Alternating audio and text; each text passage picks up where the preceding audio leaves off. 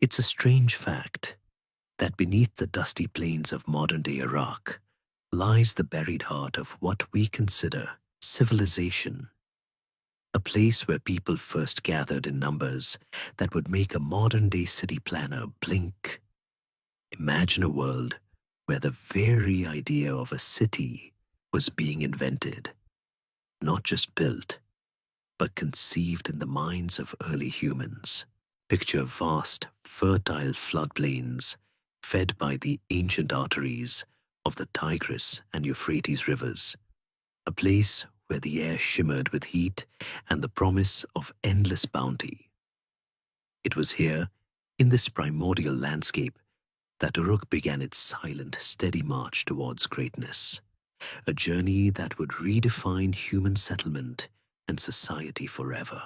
The mysteries of its origin, the forgotten names of its earliest inhabitants, linger in the air like a phantom whisper, even as we unearth their meticulously crafted tools and the faint outlines of their first permanent homes.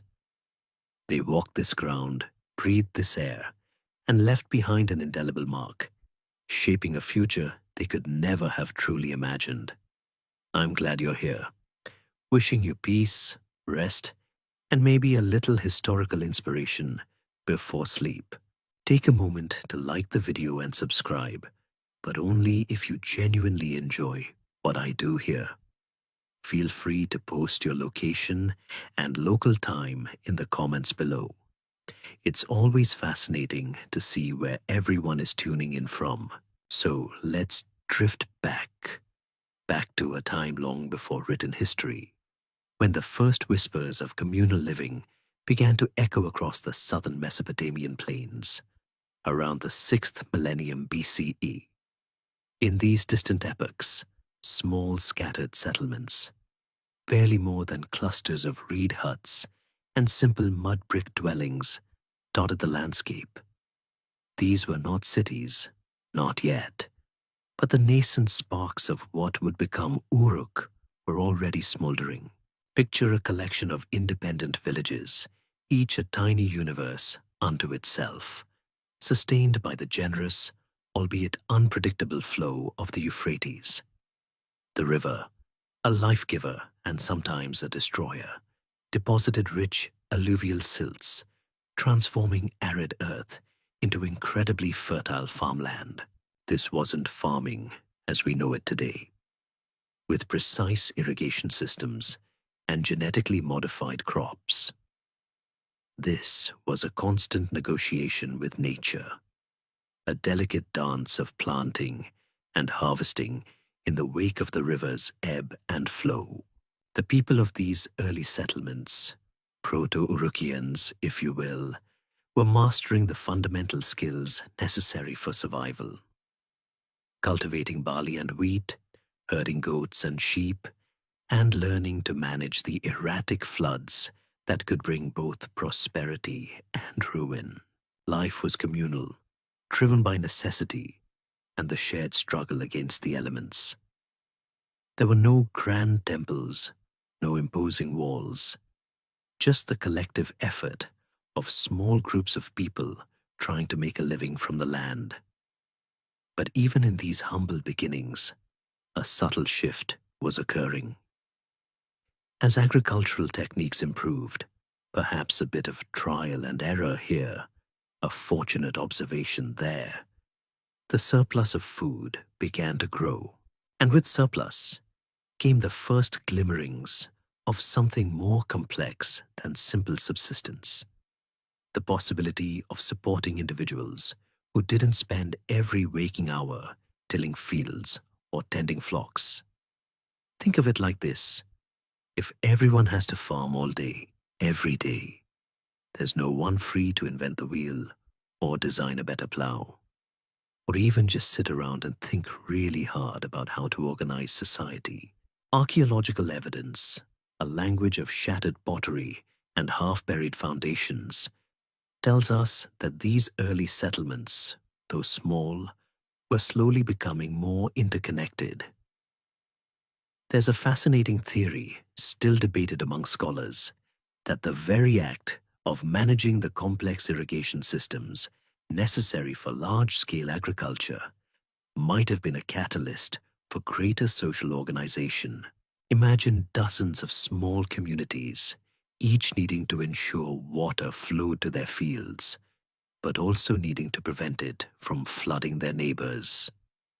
It's a logistical nightmare, right? So perhaps a primitive form of cooperation, of shared decision-making, began to emerge out of sheer practical need. It's like a prehistoric neighborhood watch, but for water. This wasn't centralized power as we understand it. Not yet, but a slow, organic process where communities began to see the benefit of working together on a larger scale. The early pottery found in these sites, often undecorated and utilitarian, speaks volumes about the priorities of the time. These weren't artistic masterpieces. They were tools for storage, for cooking, for the daily grind of survival. Yet, even in their simplicity, they show a progression, a gradual refinement of technique that hints at developing skills and perhaps even early specialization.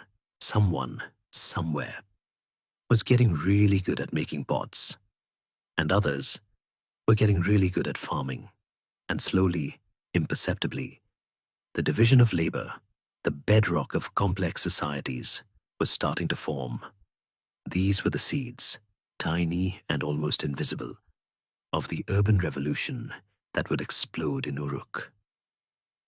The vast stretches of open land, once sparsely populated, were slowly, steadily filling with the hum of human activity, the rhythm of life accelerating with each passing generation.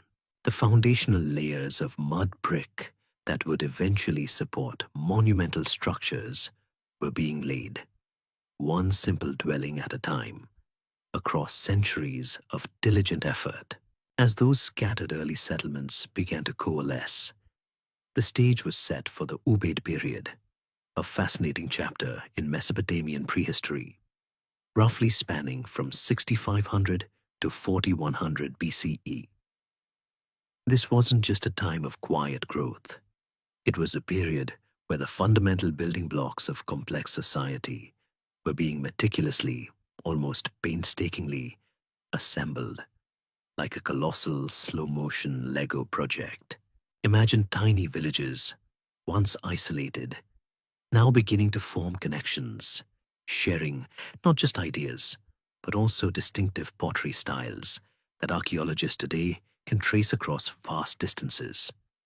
This widespread, relatively uniform pottery, often a buff-colored ware with geometric designs painted in dark brown or black, is a hallmark of the Ubaid culture. It's almost like everyone suddenly decided that stripes and zigzags were the fashion statement for their ceramic wares. During the Ubaid period, the improvements in agricultural sophistication truly began to take hold. We are talking about more than just throwing seeds on the ground and hoping for the best. This era saw the development of more advanced irrigation techniques, allowing farmers to cultivate larger areas more efficiently and reliably. They were learning to control the volatile Euphrates, not perfectly, but well enough to coax more life from its fertile banks. This meant consistent food surpluses. And as any ancient civilization will tell you, a full belly is the foundation of progress. When people aren't constantly worried about where their next meal is coming from, they have time for other things, like thinking about how to build bigger, better, or perhaps, for the truly ambitious, how to rule over others. With these agricultural advancements came the first clear signs of social stratification. It wasn't an instant transformation into a rigid class system, but rather a gradual emergence of differences in wealth and status. Think of it like a subtle ripple effect. If one family consistently produces more grain than another, they start to accumulate more resources. Over generations, this accumulation can translate into greater influence and power. Archaeological digs from Ubaid sites reveal larger, more elaborate houses for some families, alongside smaller, simpler dwellings for others. Grave goods also tell a story. Some burials contain more valuable items, indicating that not everyone was treated equally in death, suggesting they weren't equal in life either. It's like finding a prehistoric trust fund baby. Another critical development was the rise of temple structures. These weren't just simple shrines. They were increasingly large and elaborate buildings, often situated on raised platforms, suggesting their growing importance within the community. These early temples, built of mud brick, served as more than just places of worship. They likely functioned as communal storehouses for surplus goods, centers for redistribution, and perhaps even early administrative hubs. Imagine a village elder or a particularly charismatic individual taking on the role of overseeing the temple's resources. This person, with religious authority and control over the community's wealth, would naturally gain significant influence. It's the ancient equivalent of being both the pastor and the bank manager. A pretty sweet deal, if you ask me. These emerging religious and administrative centers became focal points for population aggregation.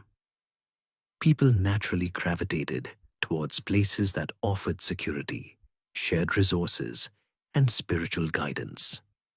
The scattered small villages began to merge, or perhaps new settlements grew up around these increasingly prominent temple complexes. This wasn't a forced migration, but a natural magnetic pull towards a centralizing force. You can almost imagine someone saying, "Hey, they've got better irrigation and a bigger temple over there. Let's move." And so, slowly but surely, the population density began to increase in certain favored locations. While the Ubaid period didn't give us the sprawling megalopolis that Uruk would become, it laid the essential groundwork. It perfected the agricultural techniques needed to support a large, non-farming population, developed the initial forms of social hierarchy necessary for organized labor, and established the temple as a central institution for both spiritual and temporal power. Without these foundational steps, Uruk's later explosion onto the historical scene would have been impossible. It's like the quiet, methodical work of laying rebar before pouring the concrete for a skyscraper. You don't see it when the building is finished, but it's absolutely crucial. The shift from scattered, egalitarian farming communities to more centralized, hierarchically organized proto-urban centers was subtle, almost imperceptible to those living through it. But it was profoundly transformative. The very idea of a shared public space, of collective enterprise beyond the family unit, was being forged in the heat of Mesopotamian summers and the cool damp of its fertile fields. Out of the fertile crucible of the Ubaid period, where the whispers of early communal living were slowly growing into a murmur, a truly transformative development began to take shape in southern Mesopotamia, particularly at the site that would one day be called Uruk. The rise of the Iana and Anu districts. Imagine, if you will, not just one, but two monumental centers emerging within the nascent city, each dedicated to a powerful deity, each vying, perhaps subtly, for influence, and together forming the very heart and soul of Uruk. This wasn't a sudden architectural epiphany. It was the culmination of centuries of gradual accretion, of rebuilding older, smaller shrines into something truly awe-inspiring. It's like upgrading your garden shed into a full-blown mansion and then deciding you need a second, even grander mansion right next door, just for good measure. The Iana district, dedicated to Inanna, later Ishtar, the goddess of love, war, and fertility, was arguably the more prominent and certainly the more archaeologically impressive of the two. Think of Inanna as the ancient Mesopotamian equivalent of a celebrity influencer, but with actual divine powers and a penchant for monumental architecture. As settlements around Uruk grew, so too did the devotion to Inanna, manifesting in increasingly elaborate temple complexes. These weren't just simple mud brick rooms anymore. They were vast, intricate structures, often built on immense platforms, with courtyards, halls, and countless chambers. The sheer scale of these constructions suggests a level of organized labor and communal effort that was unprecedented. Imagine thousands of people organized into work gangs, digging, hauling, and laying millions of mud bricks under the relentless Mesopotamian sun.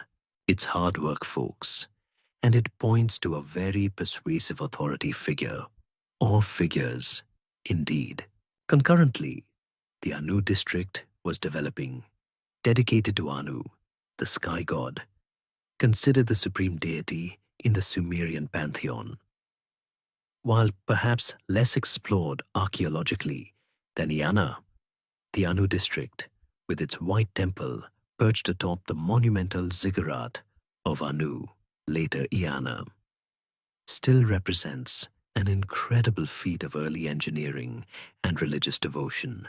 The white temple, so named for its whitewashed walls, would have gleamed in the sunlight, a beacon visible for miles across the flat plains.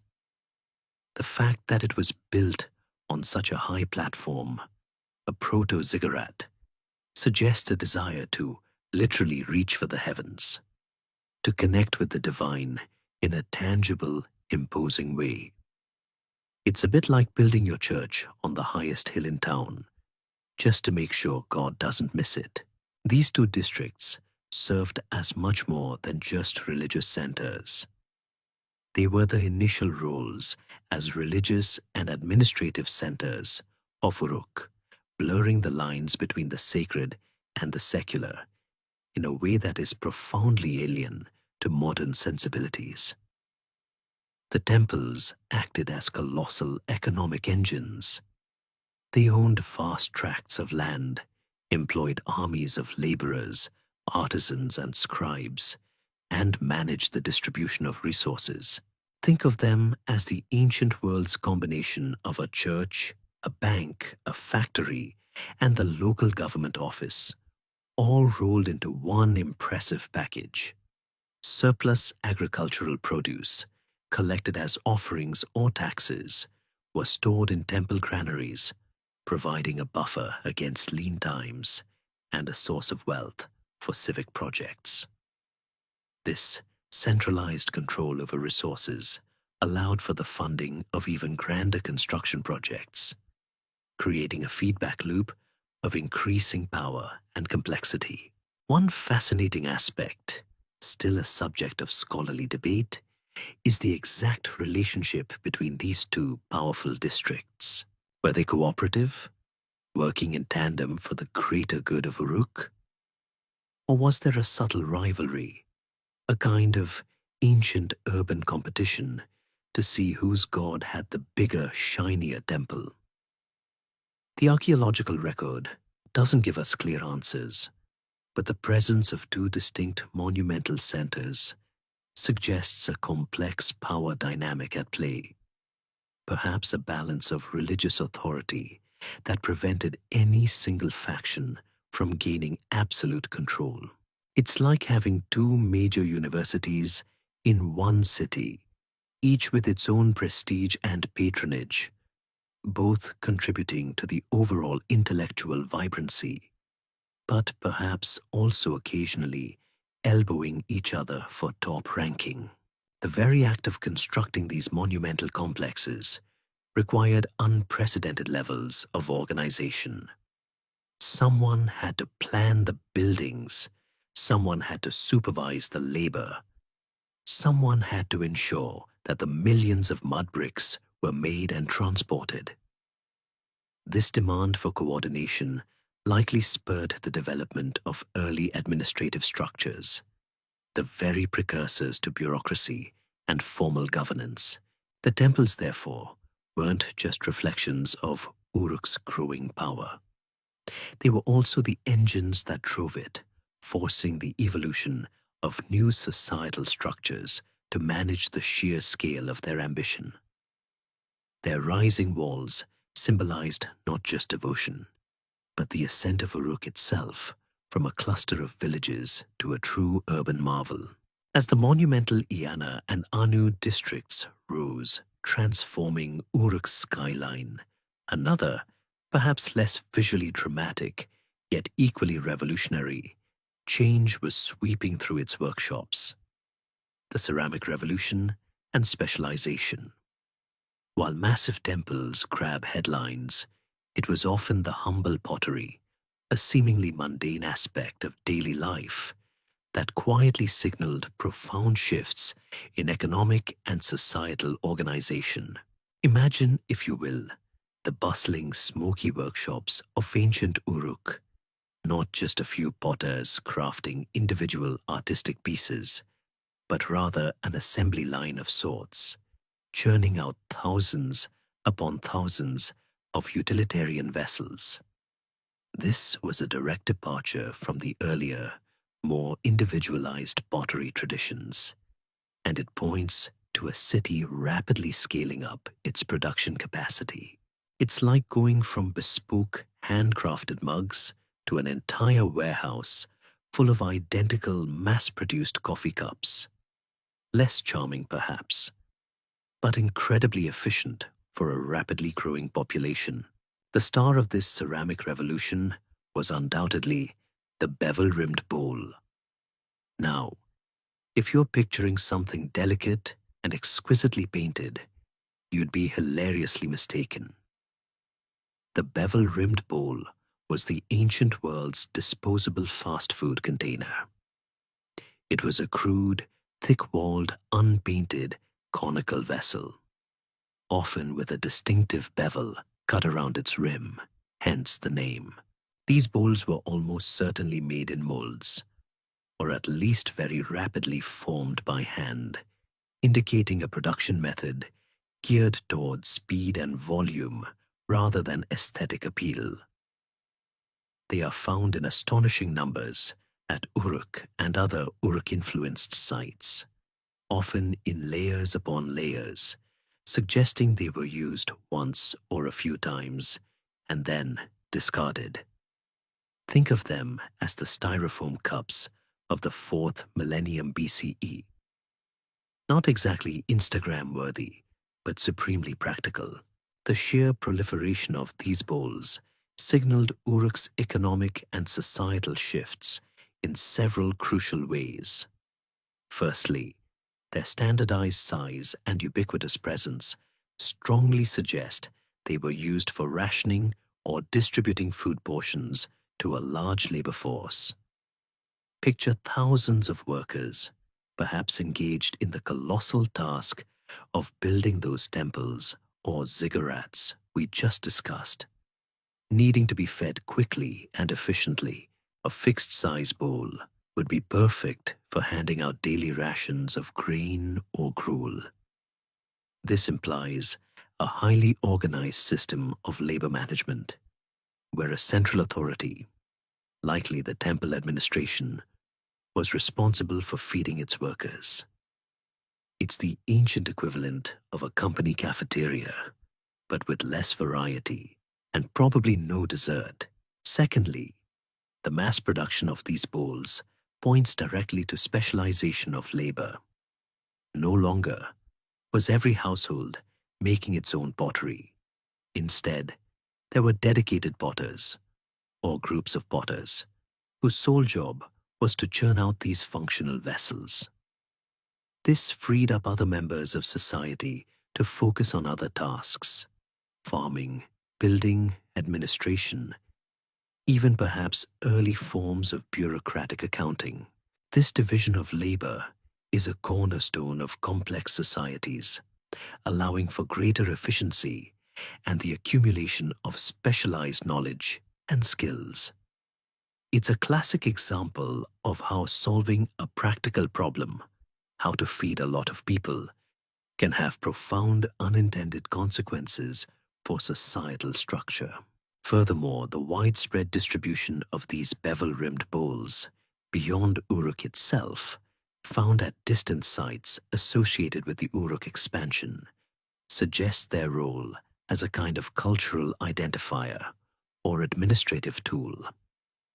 They weren't just for Uruk's internal consumption. They were part of the Uruk package that traveled with its influence, whether they were used to provision Urukian envoys, laborers sent abroad, or even as a simple, recognizable symbol of Uruk's administrative reach. Their presence is a clear archaeological marker of the city's extensive network. A fascinating, still debated, historiographic mystery surrounding these bowls is their exact purpose. While rationing is the lead-in theory, some scholars suggest they might also have been used for baking bread, for ritual purposes, or even as molds for other objects.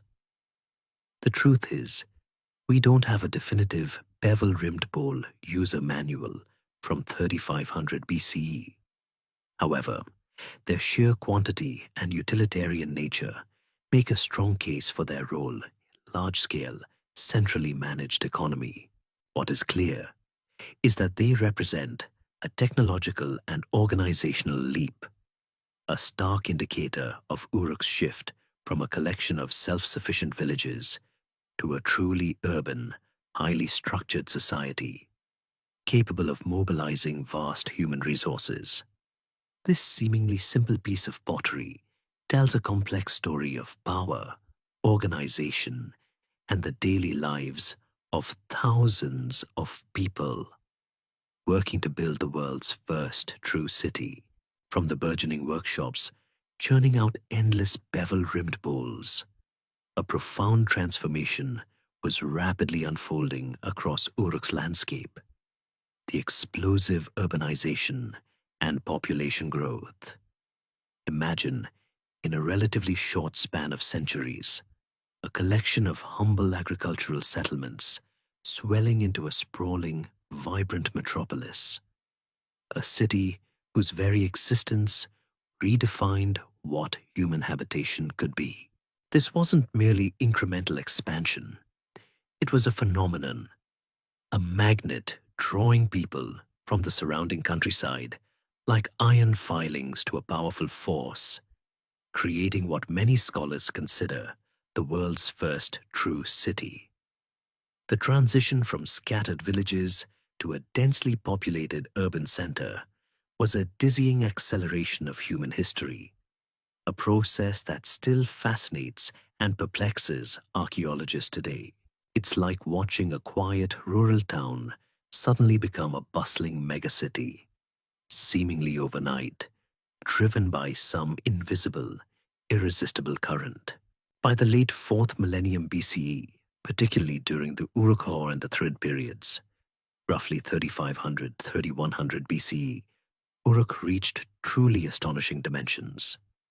While exact population figures are always estimates, the archaeological evidence points to an unprecedented concentration of people.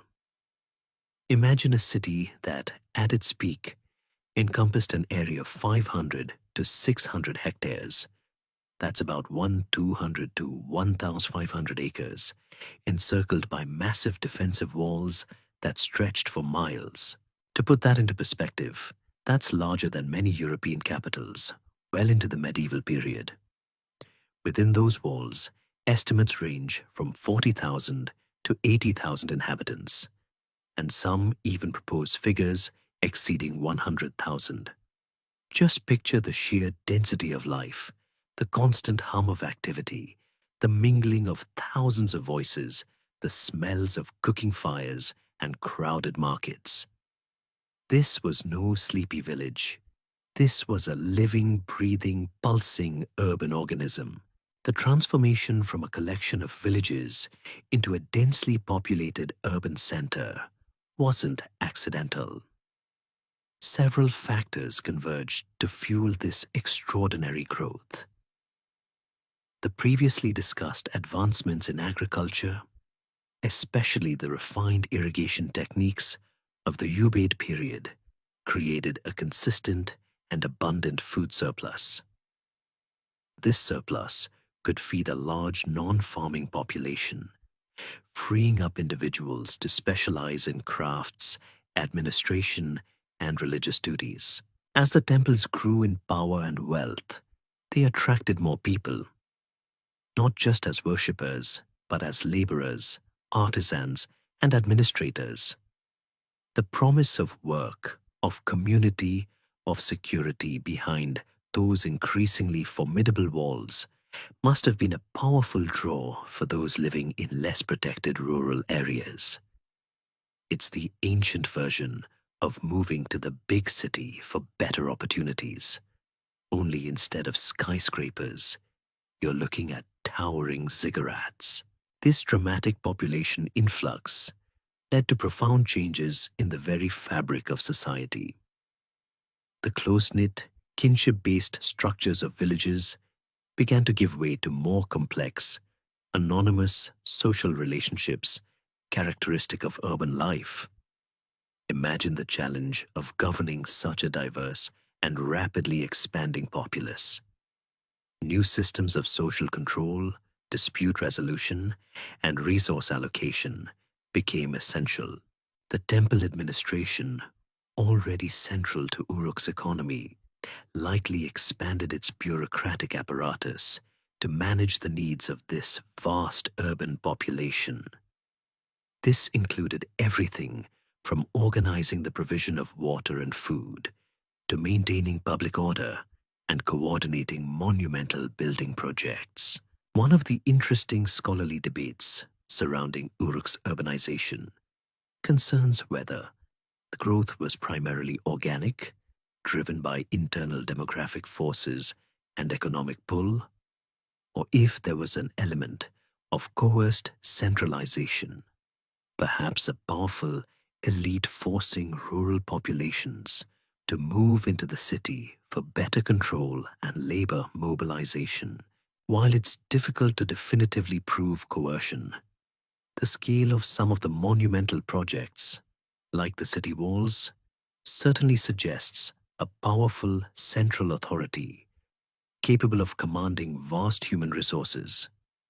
It's probably a combination of both.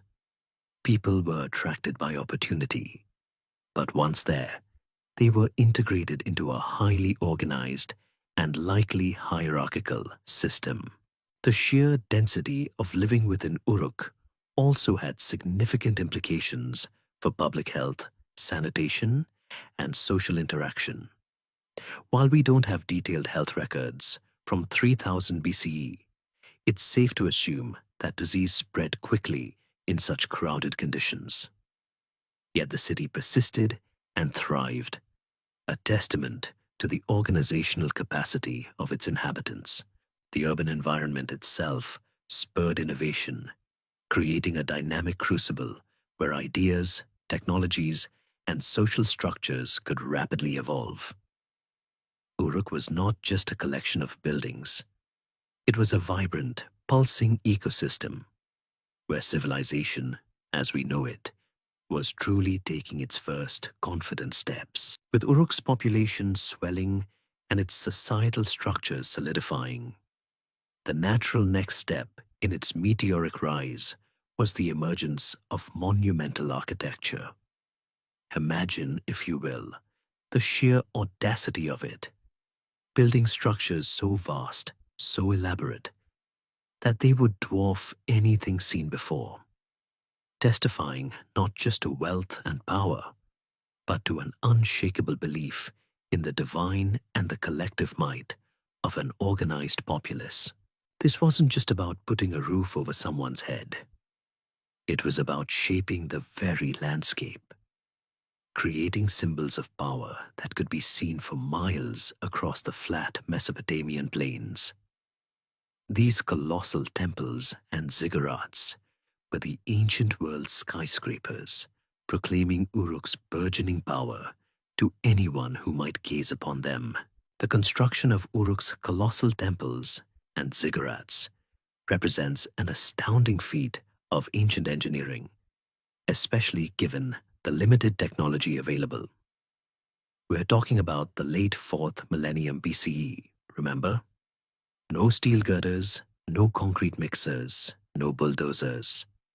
Everything was built with human labor, simple tools, and the humble, yet incredibly versatile, mud brick. Kilns were used for some specialized bricks, but the vast majority were sun-dried, requiring immense quantities of clay, straw, and water, mixed by hand and pressed into molds, then left to bake under the relentless sun. Picture thousands of people, day in and day out, engaged in this labor-intensive process. Their hands caked with mud, their backs aching from the endless toil. It's hard to complain about modern construction delays when you consider what they accomplished with just grit and elbow grease. The most famous of these structures are found in the Iana district, dedicated to Inanna. Here, archaeologists have unearthed successive layers of awe-inspiring buildings, each grander than the last. The limestone temple, for example, was a massive structure built on a raised platform, its walls constructed from imported limestone blocks, a clear indication of Uruk's ability to mobilize resources from significant distances.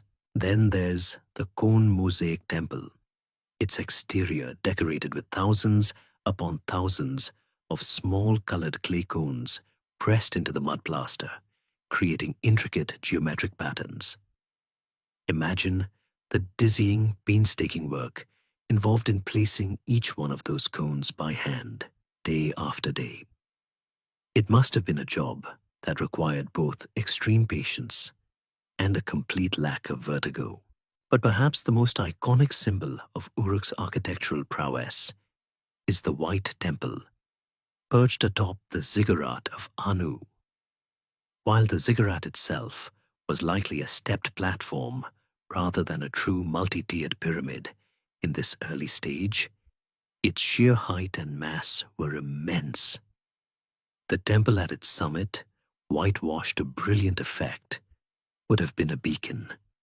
Visible from far away, the effort required to build such a structure, transporting all that mud brick, elevating it piece by piece to such a height, speaks volumes about the centralized organization and power of Uruk's leadership.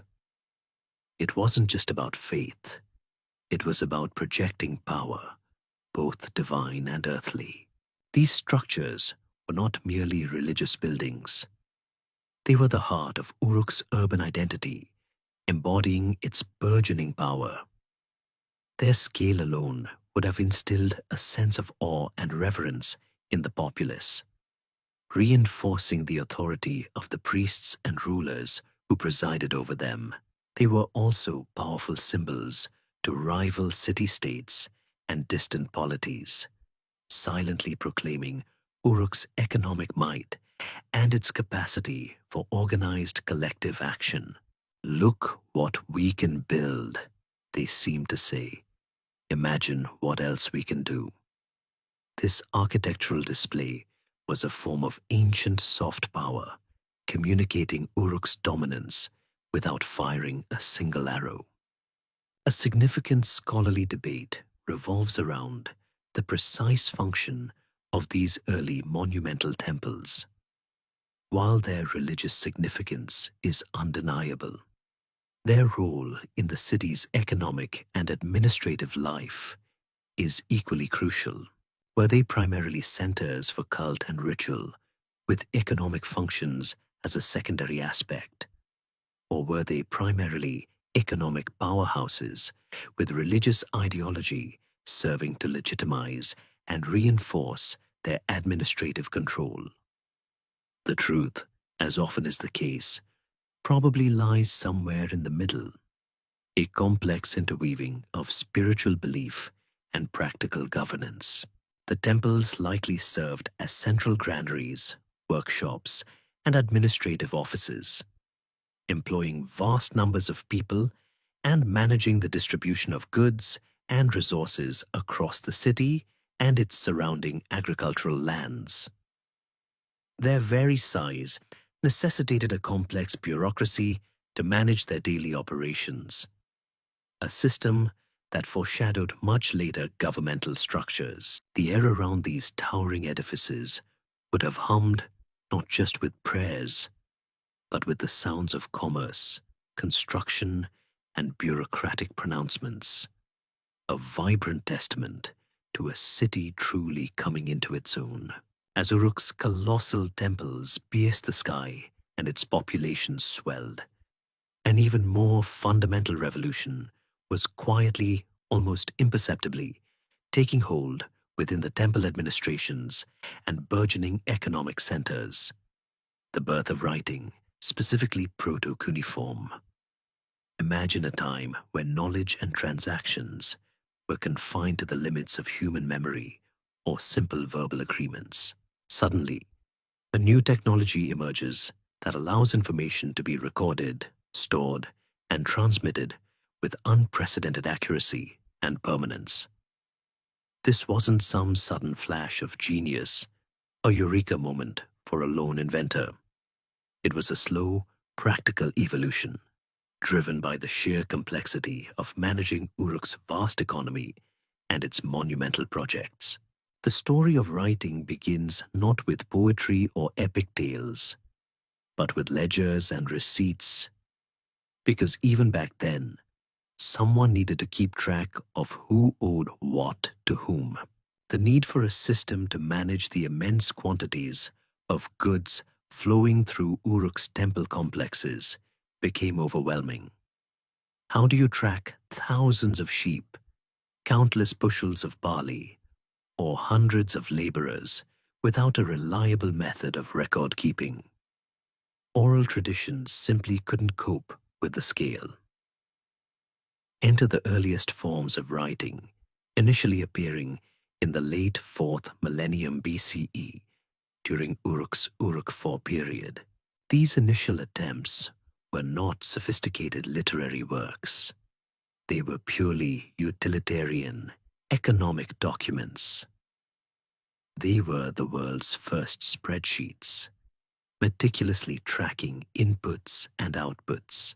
The evolution of proto-cuneiform began with simple pictograms. Picture a basic drawing of a head to represent a person, an ear of barley for grain, or a stylized ox head for cattle. These were direct representations of objects. If you wanted to record 5 sheep, you'd draw 5 sheep. Simple enough, right? But what if you wanted to record 5 dead sheep, or 5 sheep delivered? The system quickly became cumbersome and ambiguous. This is where the brilliant, yet entirely practical, innovation began. Over time, these pictograms began to become more abstract and stylized, losing their direct resemblance to the objects they represented. This was partly for efficiency. It's much quicker to draw a few lines than a detailed picture of a sheep. But more importantly, the signs started to represent not just objects, but also sounds or concepts. This crucial step, known as the rebus principle, was a game changer. For example, a drawing of an arrow, pronounced tai in Sumerian, could also represent the word life, also tai. It's like if in English A picture of a bee could also mean the verb be. This allowed for the representation of abstract ideas, grammatical elements, and even personal names, moving writing beyond simple accounting. The clay tablets, impressed with a stylus, transformed from pictures into a system of wedge-shaped marks. The very essence of cuneiform, meaning wedge-shaped. The primary function of these early written texts was unequivocally administrative. We find lists of goods, records of transactions, tallies of laborers, and inventories of temple property. These tablets paint a vivid, if dry, picture of Uruk's bustling economic life.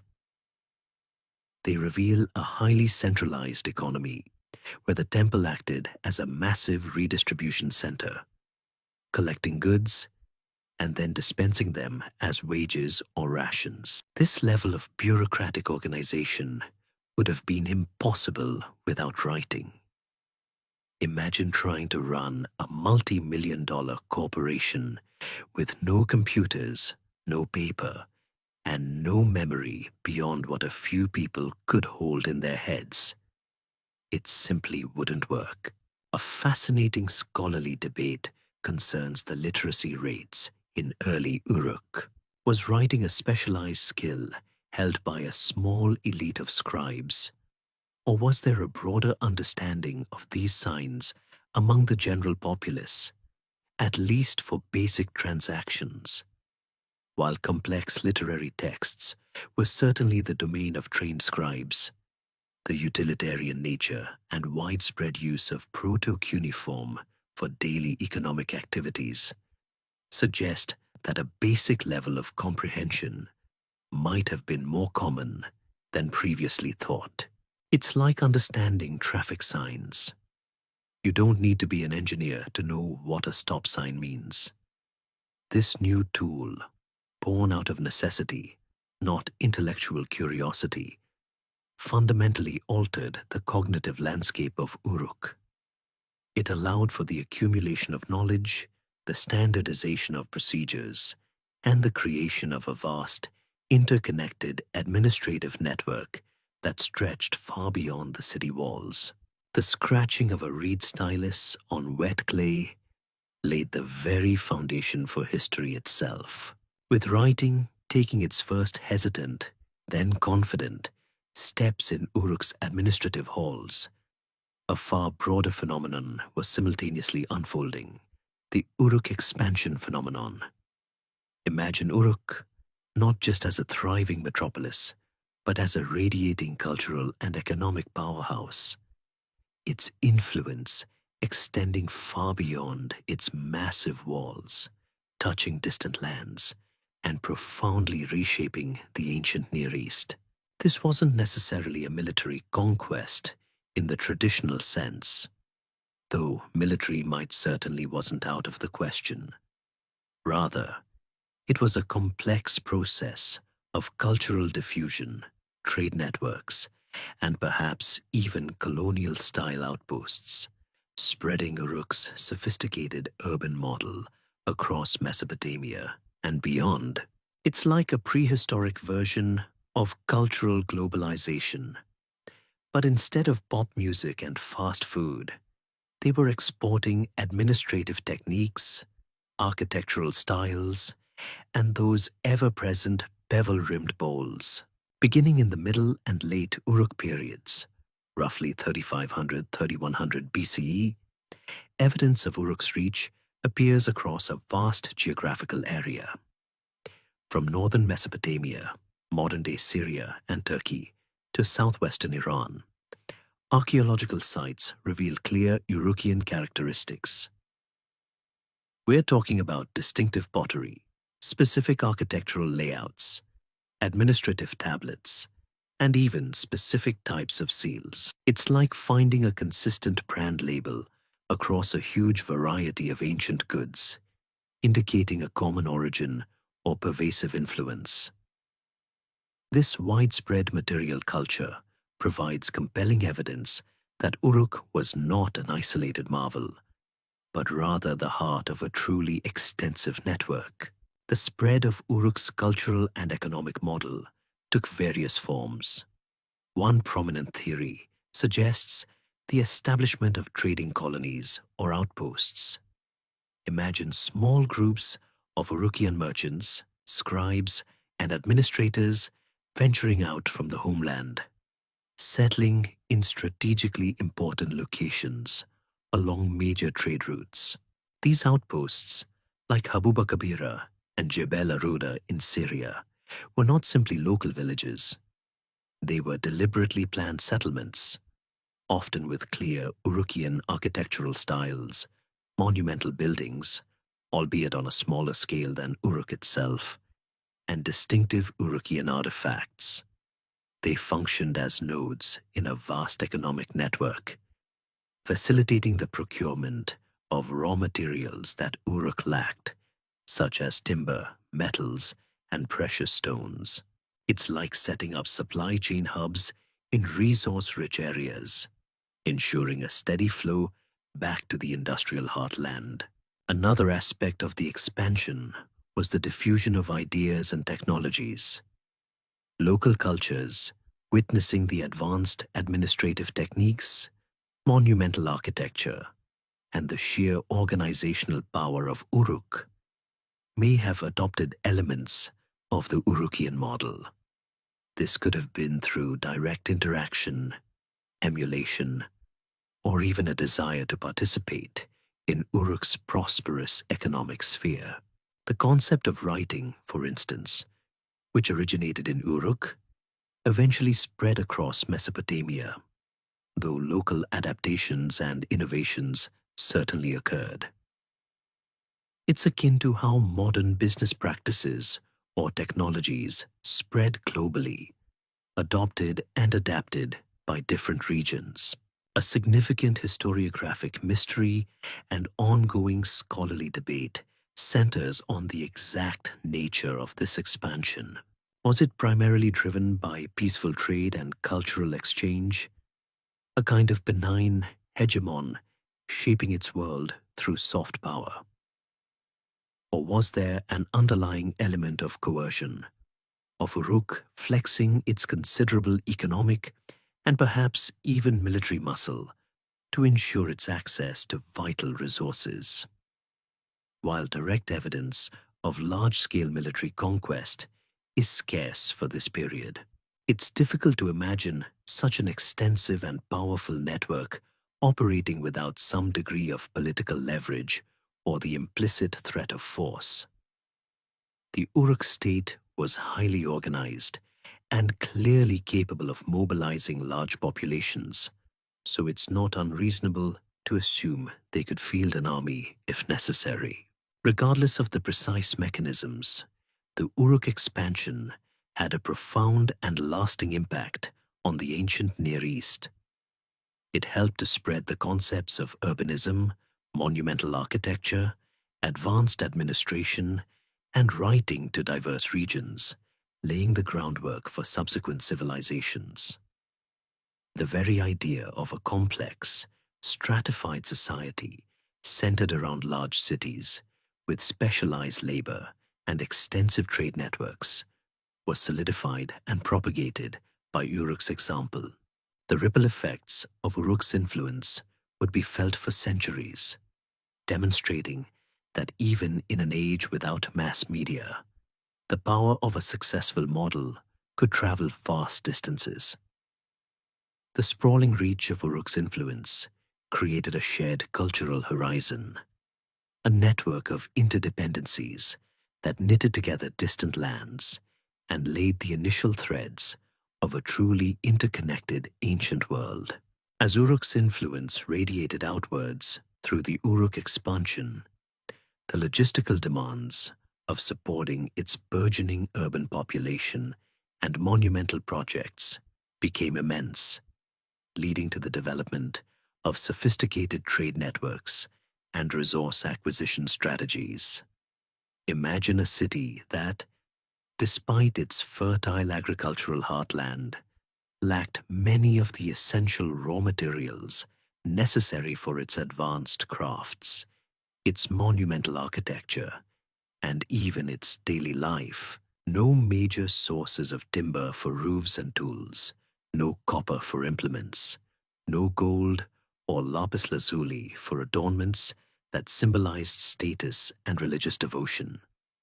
Uruk became a colossal engine, constantly drawing in resources from distant lands, a testament to its organizational genius and its ability to forge connections across a vast geographical expanse. It's like a prehistoric megafactory, constantly needing raw materials to churn out its finished products, from divine statues to humble tools. Uruk's immediate surroundings, while excellent for agriculture, were poor in mineral resources and quality timber.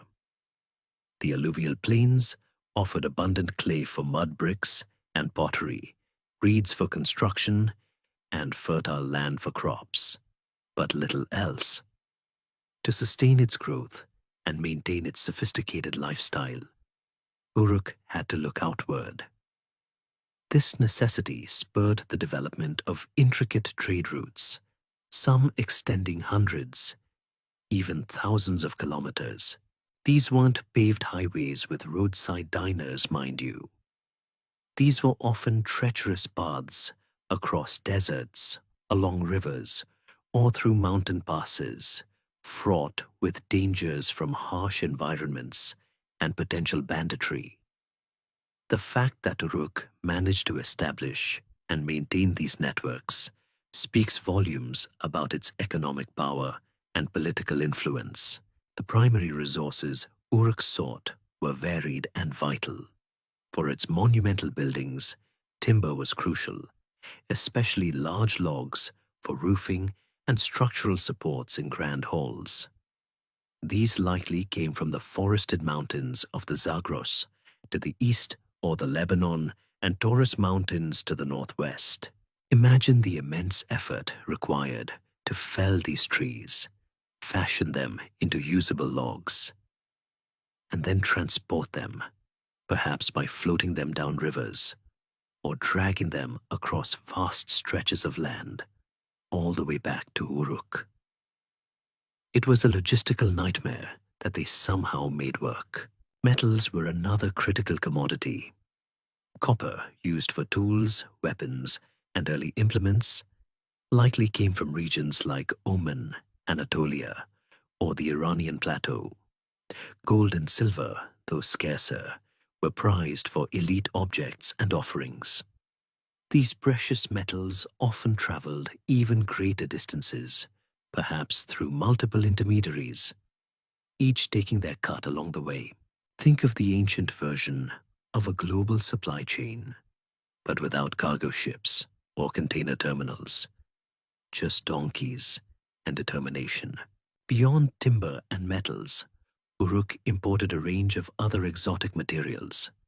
Precious stones like lapis lazuli, a vibrant blue stone prized for jewelry and inlay, which originated almost exclusively from Badakhshan in modern-day Afghanistan, an astonishing distance. Carnelian, obsidian, and various types of stone for cylinder seals also flowed into the city. These materials not only served practical purposes, but also symbolized status and facilitated the religious and administrative functions of the city. Owning a piece of lapis lazuli was like flashing a designer watch today. It instantly communicated wealth and connection. The mechanisms of this trade were complex, while direct expeditions by Urukian agents certainly occurred, especially to establish colonies during the Uruk expansion. Much of the trade likely involved intermediaries. Local communities along the trade routes would have acted as transporters, traders, and suppliers, creating a web of economic relationships. The invention of writing played a crucial role here. Administrative tablets from Uruk detail various transactions, demonstrating the bureaucratic oversight of these far-flung economic ventures. This allows scholars to trace albeit sometimes speculatively. The flow of goods and the organization behind it, a fascinating mainstream historical fact often discussed, is how the cylinder seal, an invention of the Uruk period, became an indispensable tool for managing these vast networks. These small carved stone cylinders, when rolled over wet clay, left a unique impression, acting as a signature, a mark of ownership, or a way to secure goods. Imagine a warehouse full of goods, each sealed with a distinctive impression, ensuring accountability and preventing tampering. This simple invention was a cornerstone of early commerce and administration, without which such extensive trade might have been impossible. The meticulousness required to manage such a complex web of exchange highlights Uruk's extraordinary capacity for organization, a capacity that allowed it to transform raw materials from distant mountains and deserts into the very fabric of its burgeoning civilization. As Uruk's trade networks hummed with activity, drawing in vital resources from distant lands, the internal structure of the city was simultaneously evolving into an intricate tapestry of specialized roles and distinct social strata. This was the era of the social hierarchy and labor organization taking definitive shape, transforming Uruk from a mere collection of people into a highly structured, almost machine-like urban system. Imagine a city where everyone knew their place, from the lowliest laborer shaping mud bricks under the relentless sun, to the powerful priests and administrators who directed the monumental endeavors. This wasn't simply a matter of rich and poor. It was a complex system of interdependence, where specialized skills and positions contributed to the functioning of the entire urban organism. It's a bit like a highly complex clock, where every tiny gear and spring has a specific job, and the whole mechanism relies on them all working in concert. At the apex of this burgeoning hierarchy stood the ruling elite, likely a combination of religious and administrative authorities. These were the individuals who controlled the vast resources of the temples, oversaw the monumental construction projects, and managed the increasingly complex trade networks. Their power was probably legitimized by their perceived connection to the divine, acting as intermediaries between the gods and the human populace. Beneath them were the scribes, a newly emerging and incredibly powerful class. With the invention of proto-cuneiform, scribes were the information managers of Uruk, meticulously recording transactions, inventories, and decrees.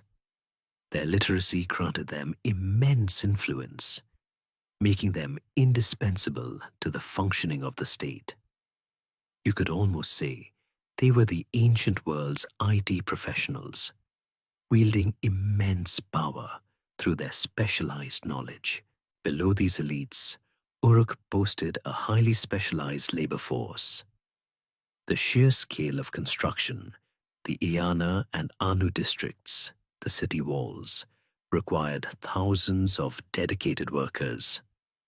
There were the quarrymen hauling limestone from distant sources, the mud brick makers churning out millions of bricks, the porters and boatmen transporting goods, and the countless construction workers tirelessly building the city's monumental core.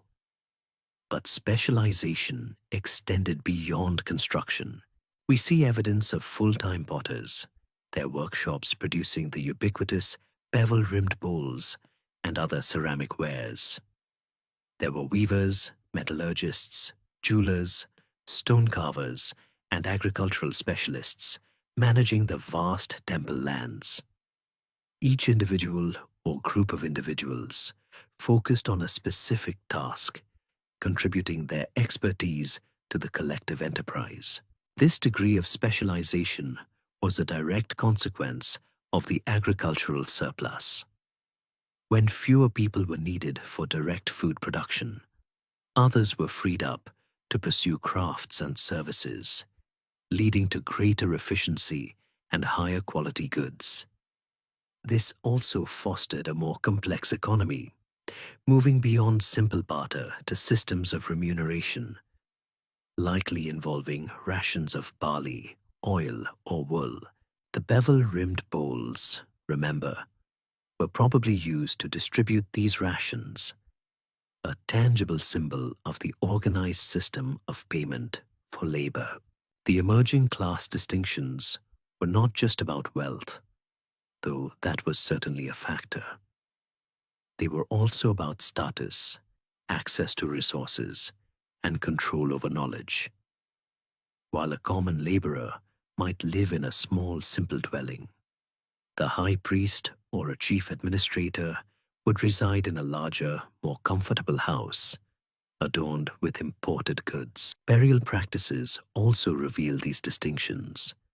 Some graves are much richer in grave goods than others, reflecting the social standing of the deceased. This stratification wasn't necessarily fixed.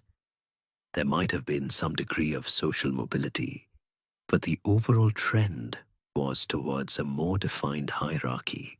A fascinating scholarly debate revolves around the nature of labor mobilization in Uruk. Was the workforce entirely free and compensated, or was there an element of forced labor, corvée duty, or even slavery?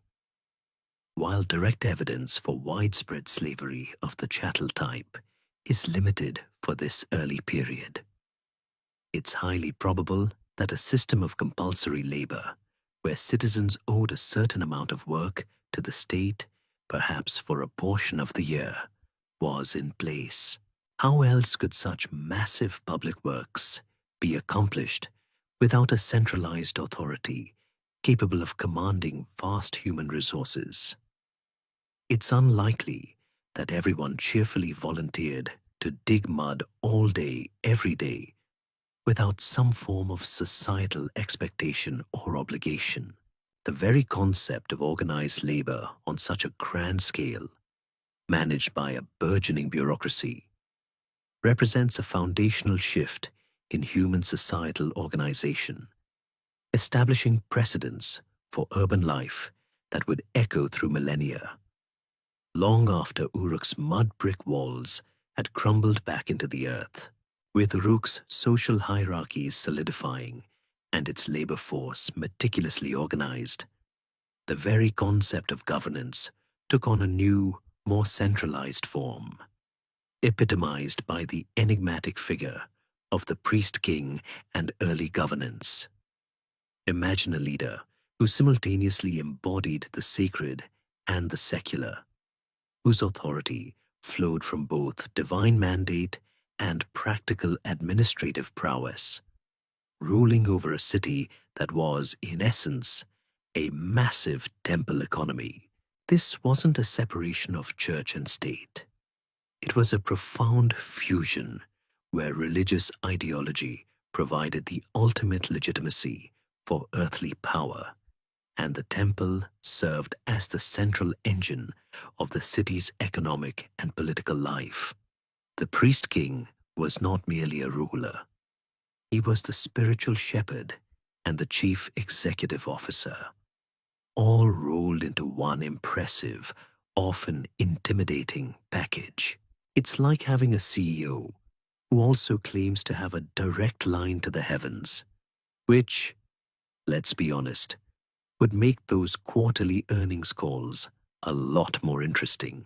The figure of the priest-king, often referred to as the En or Lugal in later Sumerian texts, though the precise terminology for Uruk-Thopot is debated, emerged as the preeminent authority in Uruk during its peak.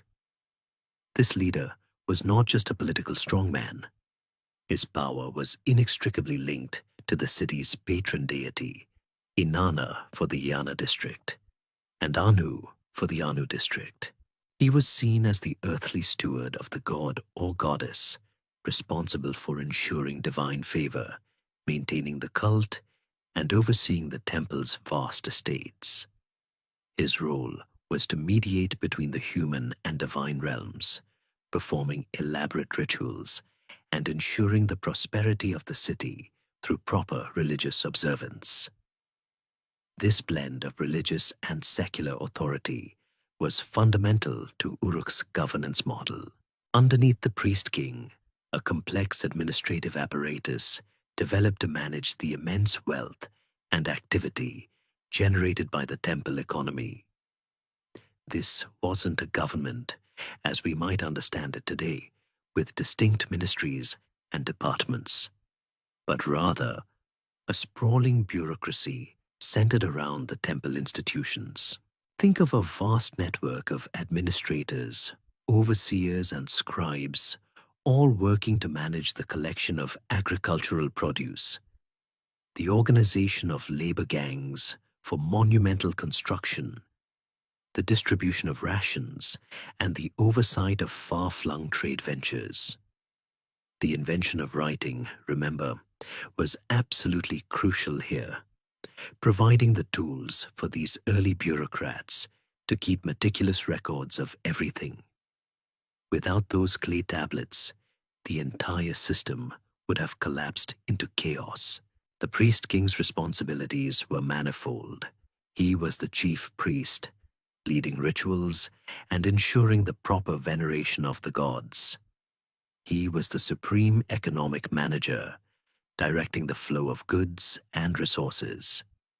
He was likely the chief justice, resolving disputes and upholding order within the crowded urban environment. And crucially, he was the commander-in-chief, responsible for the city's defense, especially as Uruk's wealth and influence grew, inevitably attracting the envy of neighboring polities. While direct archaeological evidence for military conflicts during Uruk Fort is limited, the construction of massive city walls suggests a clear awareness of external threats and the need for organized defense. A significant open historiographic mystery surrounds the exact succession of these priest-kings and the precise nature of their authority. Was it hereditary? Were they elected by a council of elders or priests? Did their power evolve from a more communal, less centralized leadership structure? The archaeological record and later Sumerian king lists, which are often legendary in nature, provide tantalizing clues, but no definitive answers. For example, the Sumerian king list mentions figures like Enmerkar, Lugalbanda, and Gilgamesh as early kings of Uruk, blurring the lines between historical fact and mythical narrative. While these figures are often presented as kings, their roles likely encompassed this blend of religious and secular leadership, indicating that the concept of a distinct king, as we understand it, might have been a later development. This early form of governance, where religious and economic power were intertwined and concentrated in the hands of a charismatic leader and his administrative elite, proved remarkably effective for organizing a large, complex urban society. It allowed Uruk to mobilize resources on an unprecedented scale, construct its monumental temples, and project its influence across the wider region. It laid the very foundations for the later kingships and empires of Mesopotamia, demonstrating that order, prosperity, and indeed civilization itself could be forged through centralized authority, even if that authority wore a very grand and perhaps slightly absurd tiara. The magnificent efflorescence of Uruk, characterized by its towering temples, sprawling urban plain, and radiating influence, could not, however, last forever in its most expansive form. Just as surely as the sun rises and sets, the decline of the Uruk expansion became an inevitable. if gradual, process, marking a significant shift in the geopolitical landscape of the ancient Near East. Imagine a great wave crashing upon distant shores with immense force, then slowly, almost imperceptibly, receding, leaving behind traces of its passage but no longer exerting its dominant power. The factors contributing to this retraction were complex and multifaceted, ranging from internal pressures within Uruk itself to the burgeoning strength of regional powers that had absorbed, adapted, or simply grown weary of Uruk's pervasive presence. It's like a massive corporate empire that, after years of aggressive growth, suddenly finds itself facing increasing competition and logistical challenges that make its global reach unsustainable. The peak of Uruk's expansion is generally placed in the Uruk IV period, c. 3300 3100 BCE. After this vibrant phase, archaeological evidence suggests a gradual pulling back, a lessening of Uruk's direct control or influence over its more distant outposts. Many of the Urukian-style settlements in regions like northern Mesopotamia and Elam, southwestern Iran, either saw a decrease in Urukian material culture, underwent significant local adaptations, or were simply abandoned. This wasn't a catastrophic collapse overnight, but rather a slow unpicking of the intricate web of connections that Uruk had so painstakingly woven. One of the primary reasons for this retraction was likely regional resistance. As Uruk's model of urbanism, administration, and resource extraction spread, it inevitably encountered existing local polities and populations. While some may have initially welcomed the economic opportunities presented by Uruk's networks, over time, the imposition of Urukian cultural norms, administrative systems, and demands for resources likely generated resentment. Imagine a local chieftain watching Urukian administrators managing his region's resources, or local craftsmen being outcompeted by mass-produced Urukian goods. It's only a matter of time before they start asking, what exactly are we getting out of this arrangement? This could have led to increased friction, localized conflicts, and a desire for greater autonomy among the peripheral regions. Another significant factor was the sheer logistical challenge of maintaining such a vast and diffuse network. Uruk's expansion relied on complex trade routes and administrative oversight, stretching over hundreds and thousands of kilometers. Protecting these routes, ensuring the loyalty of distant outposts, and managing the flow of goods and information would have required immense resources and a constant, vigilant effort, as communication and travel were slow and arduous in the ancient world. The further away an outpost was, the harder it would have been for Uruk to exert direct control or provide timely support. Think of it like trying to manage a sprawling empire with no internet, no telephones, and messengers who travel on foot or by donkey. It becomes incredibly inefficient and prone to break down. Furthermore, it's plausible that internal factors within Uruk itself contributed to the decline. Perhaps the strains of supporting such a large urban population and funding continuous monumental construction projects became too great. Resource depletion in the immediate vicinity of Uruk or changes in the course of the Euphrates could have put pressure on the city's agricultural base. While not explicitly documented, internal political strife or shifts in leadership could also have diverted resources and attention away from maintaining the distant expansion. There's always the possibility that the priest kings just decided they had enough on their plates at home. The scholarly debate here often centers on whether the decline of the Uruk expansion was a sign of fundamental weakness or simply a natural retrenchment. Some argue that Uruk had overextended itself, becoming too thin on the ground, making it vulnerable to local resistance and the rising power of newly emerging centers.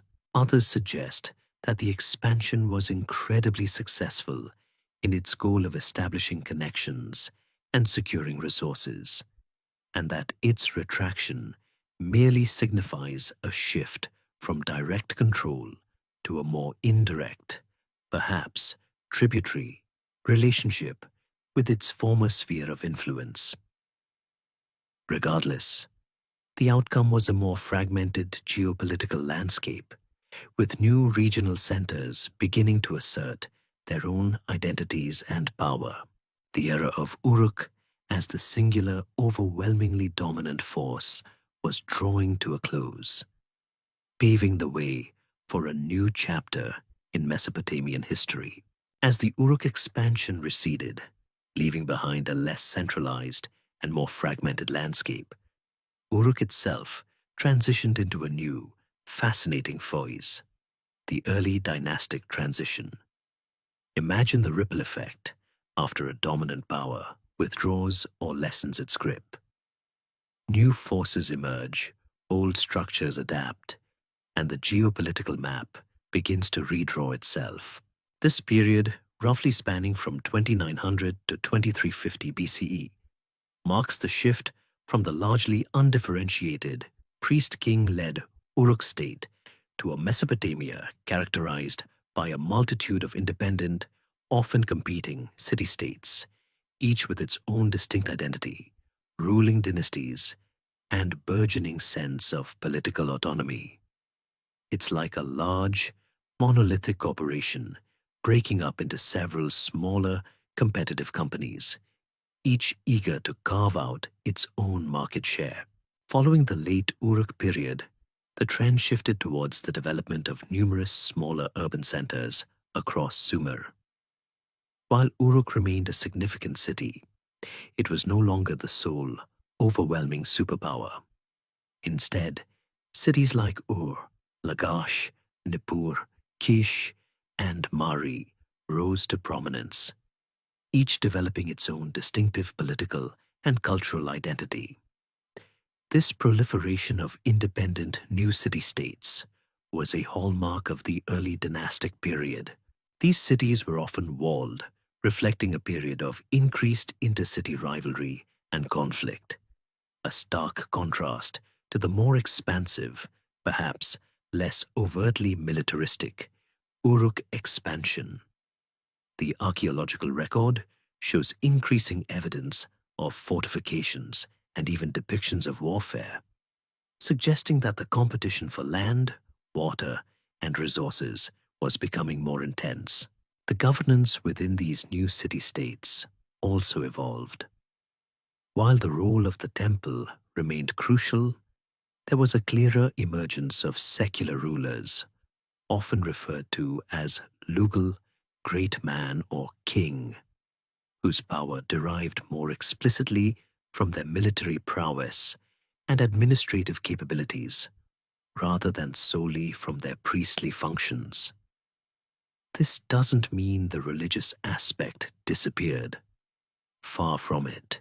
Kings still performed vital religious duties and sought divine legitimacy. But the balance of power began to shift, moving away from the pure priest-king model seen in early Uruk.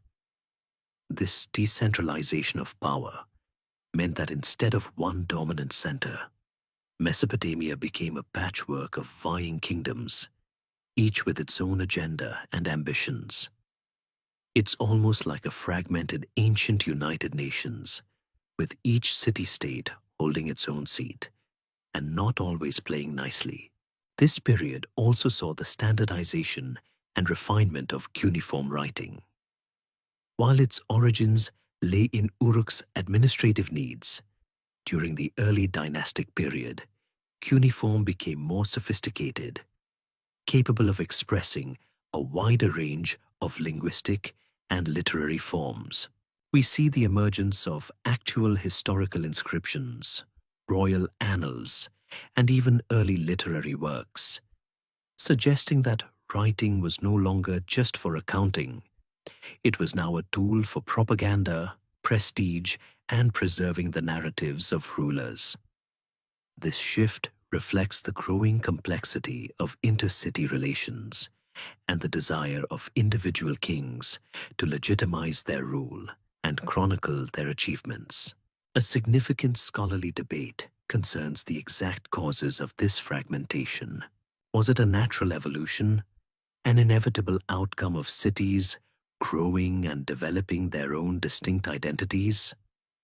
Or was it a response to environmental pressures, such as shifting river courses or climate change, which might have led to increased competition for fertile land and water, thus fostering rivalry among cities? Some theories suggest that the very success of Uruk's model, once adopted by others, led to its own undoing, as former dependents became self-sufficient competitors. Regardless, the early dynastic period was characterized by a dynamic, often turbulent, political landscape where alliances shifted, wars were fought, and individual city-states rose and fell in prominence. Despite the decentralization, Uruk itself remained a significant cultural and religious center during this period. Its Yana temple district continued to be a site of immense religious importance, drawing pilgrims and influencing religious practices across Sumer. While not necessarily wielding the same hegemonic power it once did, Uruk's legacy as the birthplace of urbanism and writing ensured its continued prestige. Its very existence served as a reminder of a grander, unified past, even as the present was defined by independent polities.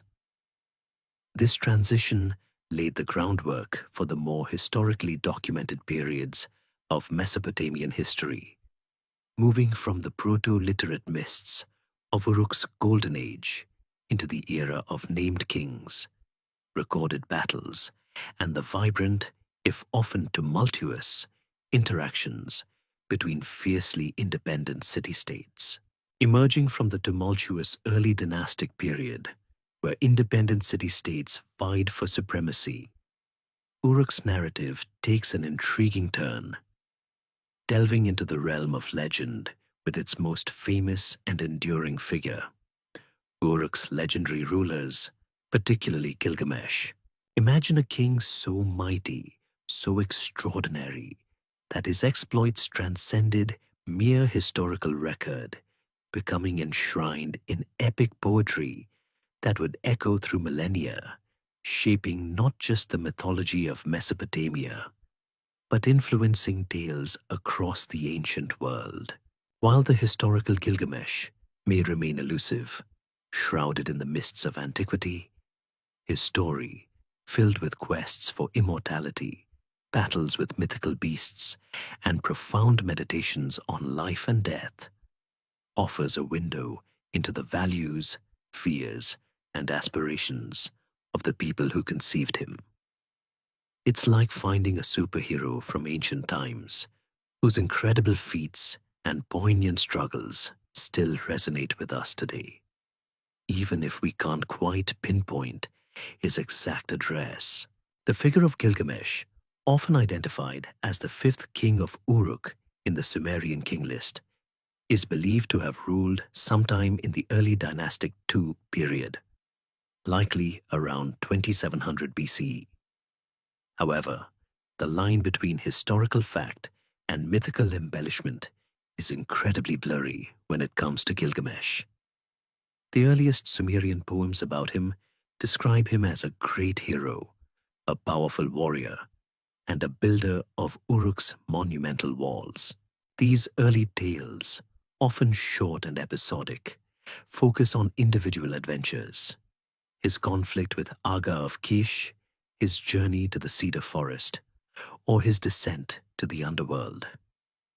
They paint a picture of a king grappling with the challenges of early urban rule, from defending his city to seeking wisdom and overcoming formidable foes. However, it is the much later, more unified Epic of Gilgamesh, compiled in the Old Babylonian period, early 2nd millennium BCE, and later beautifully rendered in the standard Babylonian version, mid-2nd to mid-1st millennium BCE, that truly solidified his legend. This epic transforms Gilgamesh from a powerful human king into a semi-divine figure, two-thirds god and one-third man, wrestling with fundamental questions of mortality, friendship, and the meaning of existence. The epic's narrative arc is profoundly human, despite its fantastical elements. It begins with Gilgamesh as a tyrannical ruler, oppressing the people of Uruk, who cry out to the gods for relief. In response, the gods create Enkidu, a wild man raised among animals, to challenge Gilgamesh. Their initial brutal fight, a true clash of titans, ultimately leads not to destruction, but to a profound friendship. Together, Gilgamesh and Enkidu embark on incredible adventures, slaying the monstrous Humbaba, guardian of the cedar forest, and killing the bull of heaven sent by the goddess Ishtar, who, incidentally, was Inanna's later Akkadian counterpart, and a powerful deity of Uruk. Remember her from section 3? The death of Enkidu, however, profoundly affects Gilgamesh, forcing him to confront his own mortality. This existential crisis drives him on a desperate quest for immortality, a journey that takes him to the ends of the earth to find Utnapishtim, the only mortal granted eternal life after surviving a great flood. The epic tales associated with his reign are rich with symbolism and psychological depth. Gilgamesh's journey to Utnapishtim, his failure to achieve physical immortality, and his ultimate return to Uruk, changed, wiser, and accepting of his fate, underscore a central Mesopotamian understanding of the human condition. Immortality is not for mortals, but lasting fame and legacy can be achieved through great deeds and the building of enduring structures. And what structure could be more enduring than the very walls of Uruk, attributed to Gilgamesh himself? The narrative ends with him reflecting on the strength and beauty of Uruk's walls, a lasting monument to his rule, proving that even if you can't live forever, your city's walls just might. This mainstream historical fact, woven into the fabric of Uruk's history, highlights a crucial aspect of ancient kingship: the blend of actual historical figures with mythological amplification. Whether Gilgamesh was truly two-thirds god or could single-handedly wrestle bulls is beside the point. The importance lies in how his story served as a powerful cultural narrative for the people of Uruk and beyond, defining ideals of kingship, heroism, and the human struggle against fate. The epic, with its vivid descriptions of Uruk's grandeur and its depiction of a mighty, if flawed, ruler, cemented Uruk's place not just in history, but in the collective memory of humanity, inspiring countless stories and works of art for millennia to come. Building upon the legendary foundation laid by figures like Gilgamesh, our understanding of Uruk's place in the broader Mesopotamian narrative is significantly shaped by the Sumerian king list and its historical context. Imagine a meticulously compiled, albeit often mythical, chronicle of kingship, stretching back to the dawn of time, purporting to list every ruler of Sumer, from the moment kingship descended from heaven after the Great Flood. This ancient document, preserved on various clay tablets, attempts to impose a linear unified historical framework onto a period often characterized by fragmented polities and fluctuating hegemonies. While certainly not a dry academic history text in the modern sense, it offers tantalizing glimpses into how the Sumerians themselves perceived their past, and importantly, how they understood Uruk's pivotal role within it. It's like finding a family tree that goes back to the Big Bang, filled with half-remembered ancestors and a few clearly made-up ones, but still telling a story about where everyone came from. The Sumerian king list is a fascinating, if sometimes frustrating, historical source.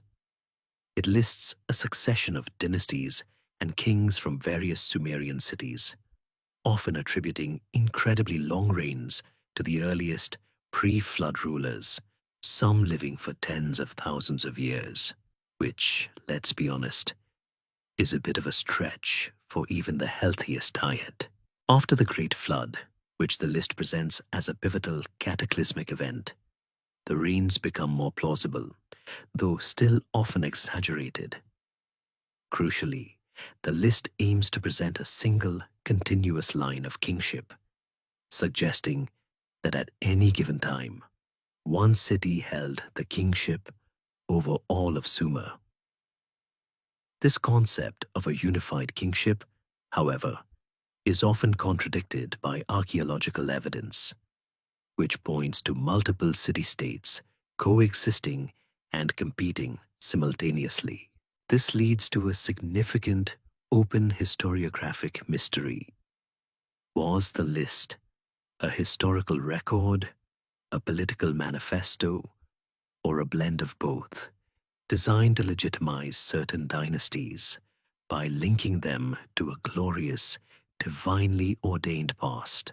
Despite its legendary aspects, the Sumerian king list is invaluable because it explicitly chronicles Uruk's rulers within the broader Mesopotamian historical narrative. Uruk features prominently, especially in the early post-flood sections. After the first dynasty of Kish, the city where kingship first descended after the flood, according to the list, Uruk is presented as the next city to hold the prestigious kingship. This succession includes the famous figures we've touched upon, Enmerkar, Lugalbanda, and Gilgamesh. The list states, for example, in Uruk, Enmerkar, the son of Meshkia Gusher, king of Uruk, who built Uruk, ruled 420 years. Again, perhaps a slight overestimation on the lifespan, but you get the idea. It then continues with Lugalbanda, and most famously, Gilgamesh, often stating, Gilgamesh, whose father was a phantom, lord of Kulaba, ruled 126 years. The king list's inclusion of Uruk's legendary figures serves to elevate the city's status and embed it deeply into the foundational mythology of Sumerian civilization. By presenting these figures as part of a grand, linear succession, the list effectively frames Uruk as a foundational power, the inheritor of divine kingship, and a pivotal center in the early history of humanity. This narrative reinforces Uruk's prestige long after its period of greatest political and economic dominance had waned. It's a powerful form of cultural memory, ensuring that even if other cities rose to temporary power, Uruk was remembered as the place where urban civilization, and with it kingship, truly began. The historical context of the Sumerian king list's compilation is also critical. While the events it describes are ancient, many of the surviving copies date from much later periods, often from the Old Babylonian period, early 2nd millennium BCE, long after the early dynastic era. This suggests that the list was not merely a contemporary record, but a later attempt to make sense of, and perhaps rationalize, a complex and often chaotic past. It reflects a desire for order, a need to connect present rulers to a glorious lineage and to define a shared Sumerian identity.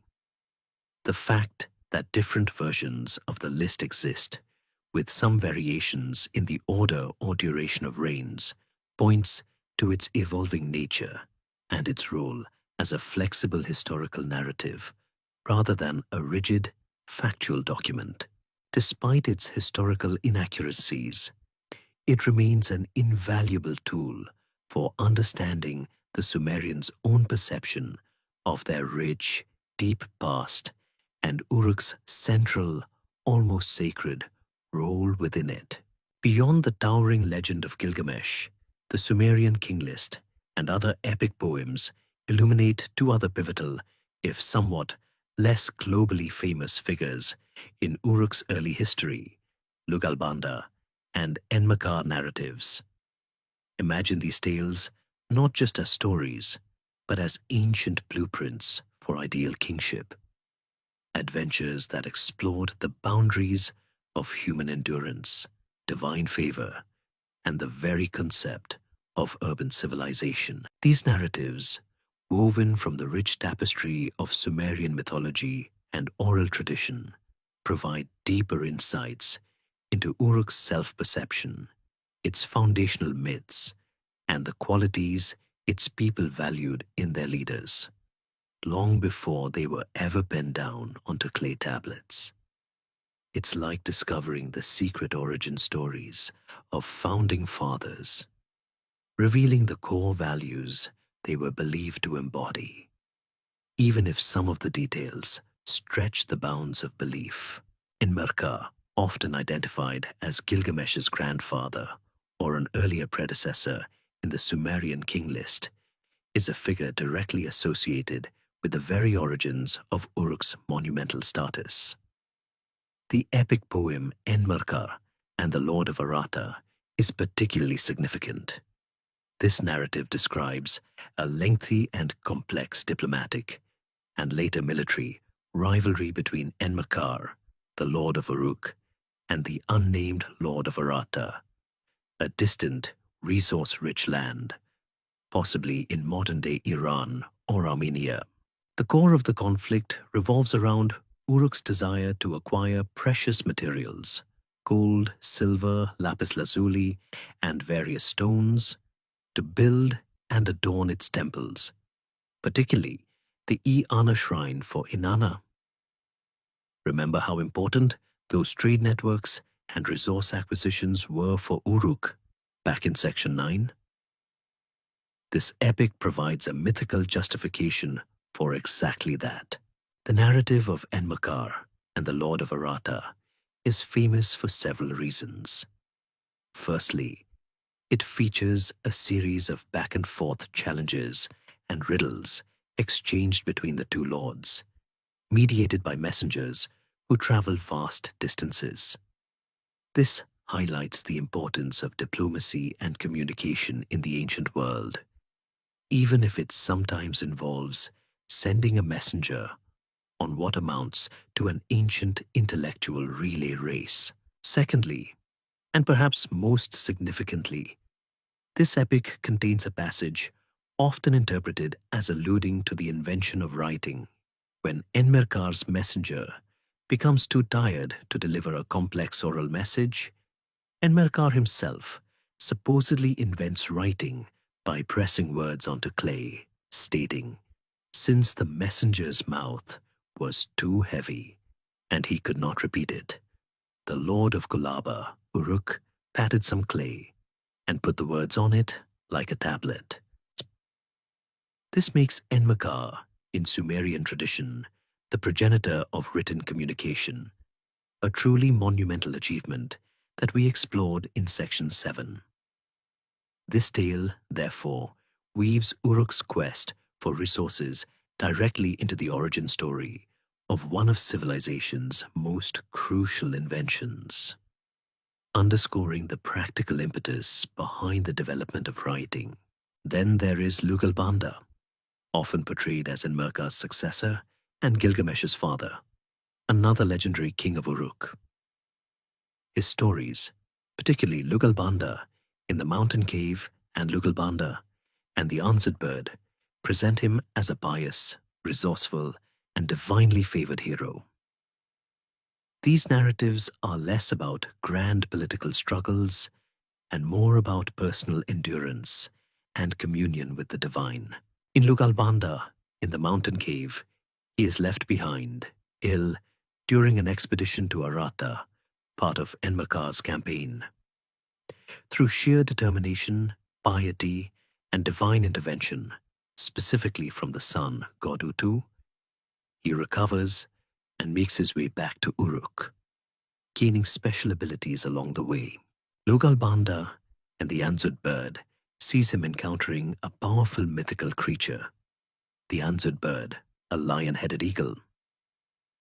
Through respectful interaction and by feeding the answered's chick, Lugalbanda earns the bird's favor and receives magical powers, including incredible speed, allowing him to return to Uruk swiftly and aid Enmakar.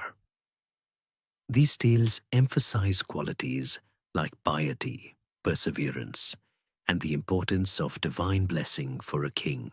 They portray a leader who earns his power not just through strength, but through wisdom, respect for nature, or at least for powerful mythical beasts, and a deep connection to the divine. A fascinating scholarly debate concerns the historical kernel, if any, within these narratives. Were Enmarkar and Lugalbanda actual historical figures, their deeds amplified and mythologized over time? Or are they purely archetypal figures, personifications of ideal Sumerian kingship and the challenges of early state building? Most scholars agree that while the details are clearly mythical, the core themes, the importance of trade, the invention of writing, the role of divine favor, and the endurance of leadership reflect genuine concerns and achievements of the Uruk period.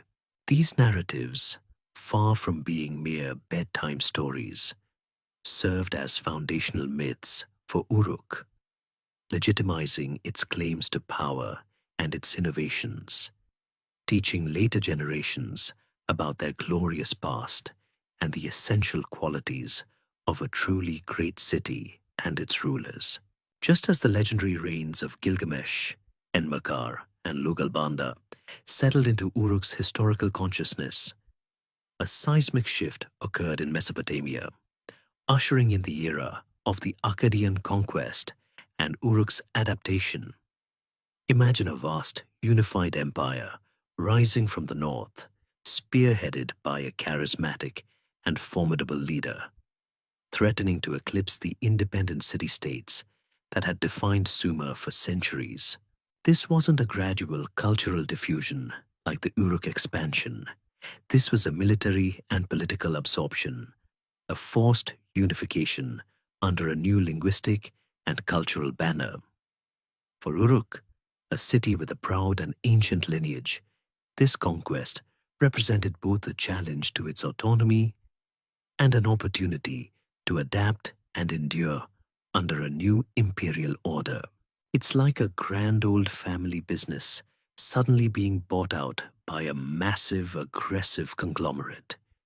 You might lose some independence, but you can also find a new role within a larger system.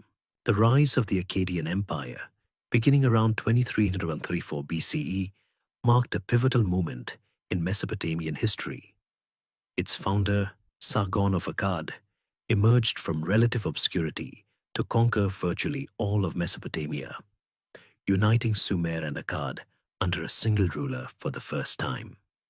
Sargon was a military genius and a shrewd administrator, building an empire that stretched from the Persian Gulf to the Mediterranean Sea. His conquests were swift and decisive, employing a professional army and new military tactics. For the individual city-states of Sumer, including Uruk, this meant the end of their fiercely guarded independence and the imposition of a centralized imperial administration. For Uruk, a city that had once been the primary engine of urbanization and cultural influence. The Akkadian conquest meant becoming a part of a larger empire.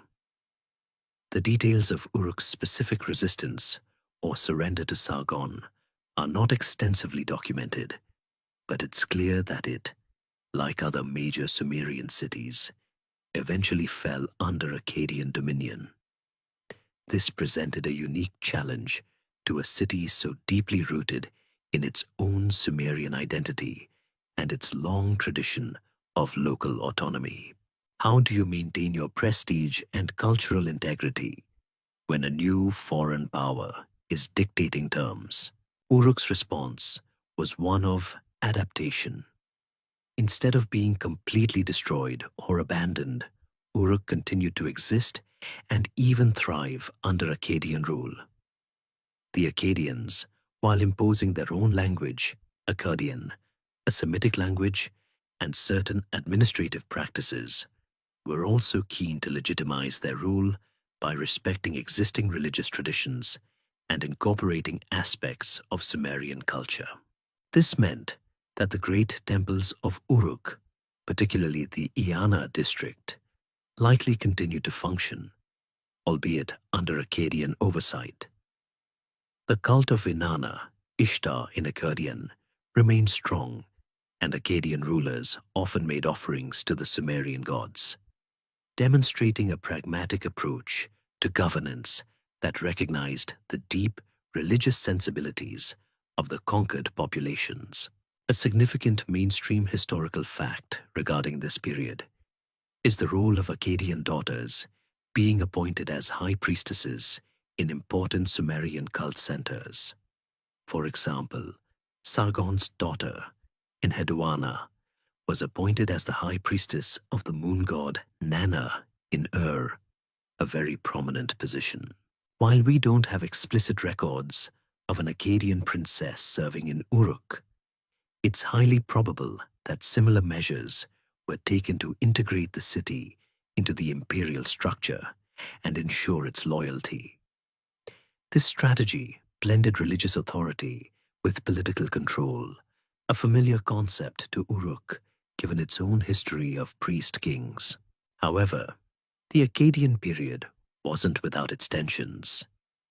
The imposition of a new language and a centralized imperial structure likely caused friction. We see evidence of rebellions throughout the Akkadian period, as various Sumerian cities sought to regain their independence.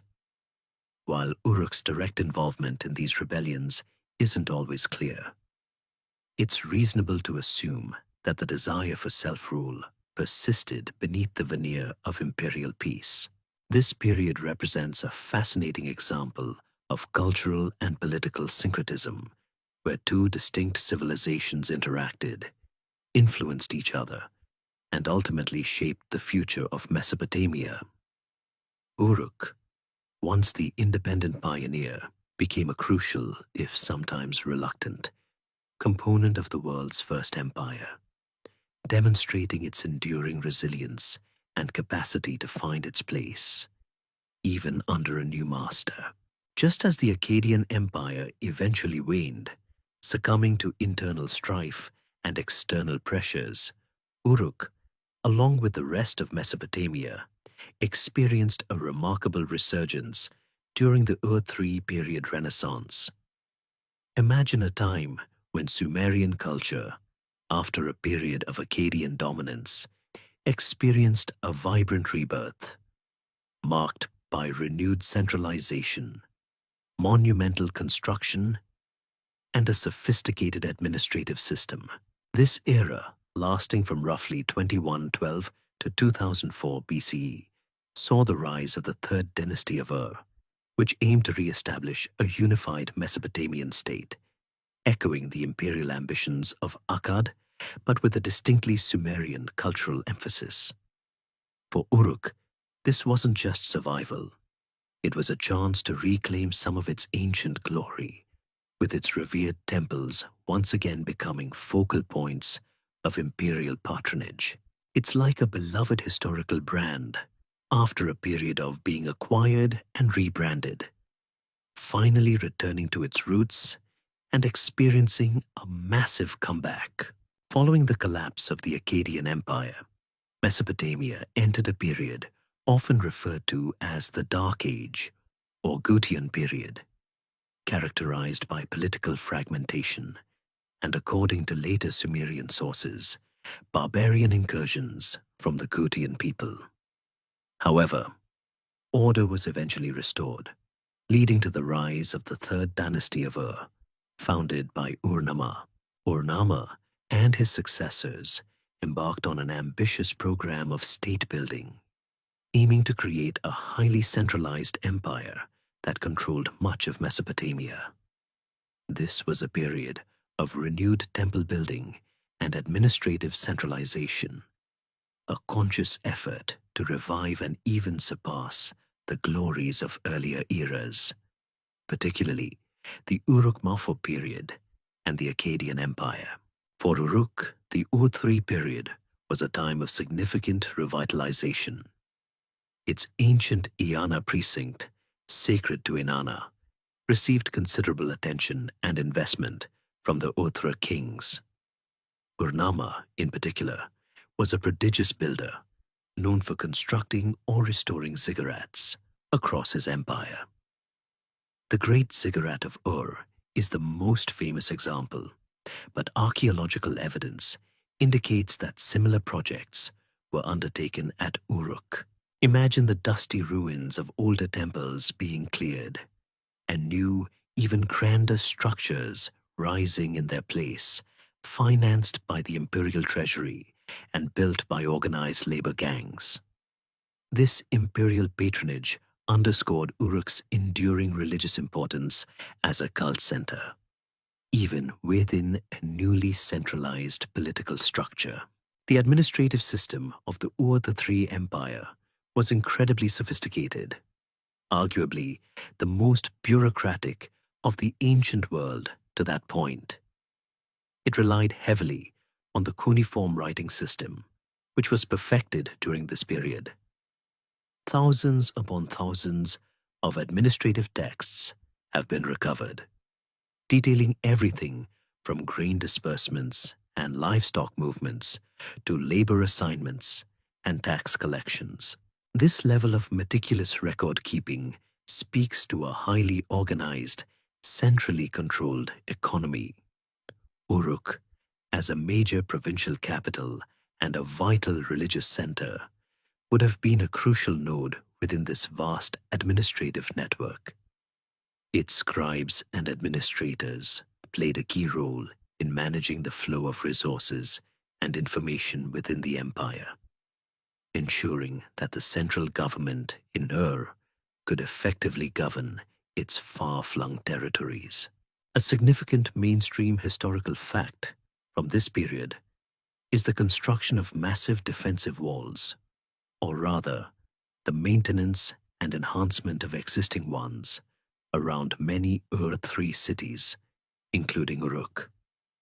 While the empire aimed for internal stability, external threats from nomadic groups and rival powers were a constant concern. The monumental walls of Uruk, already ancient by this time, would have been maintained and possibly reinforced, demonstrating the city's strategic importance and the empire's commitment to its defense. This wasn't just about protection. It was also a visible symbol of state power and the organized capacity of the empire. However, despite this renaissance, an interesting scholarly debate arises concerning the true nature of Uruk's autonomy during this period. Was it a truly free city, albeit within an empire, or was it simply a provincial capital managed directly by Ur's central authority? While it benefited greatly from imperial patronage and remained a major religious center, its political independence was certainly curtailed compared to its Uruk-4 heyday, or even parts of the early dynastic period.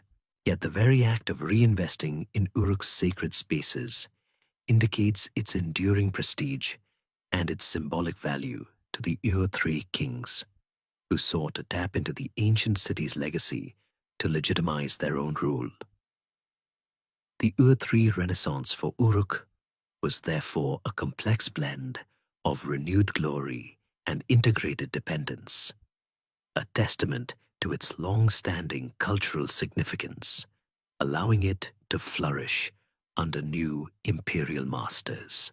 No sooner had Uruk basked in the reflected glory of the Ur-3 Renaissance than the Mesopotamian stage shifted yet again, plunging the region into the tumultuous Isin-Lhasa period, shifting powers.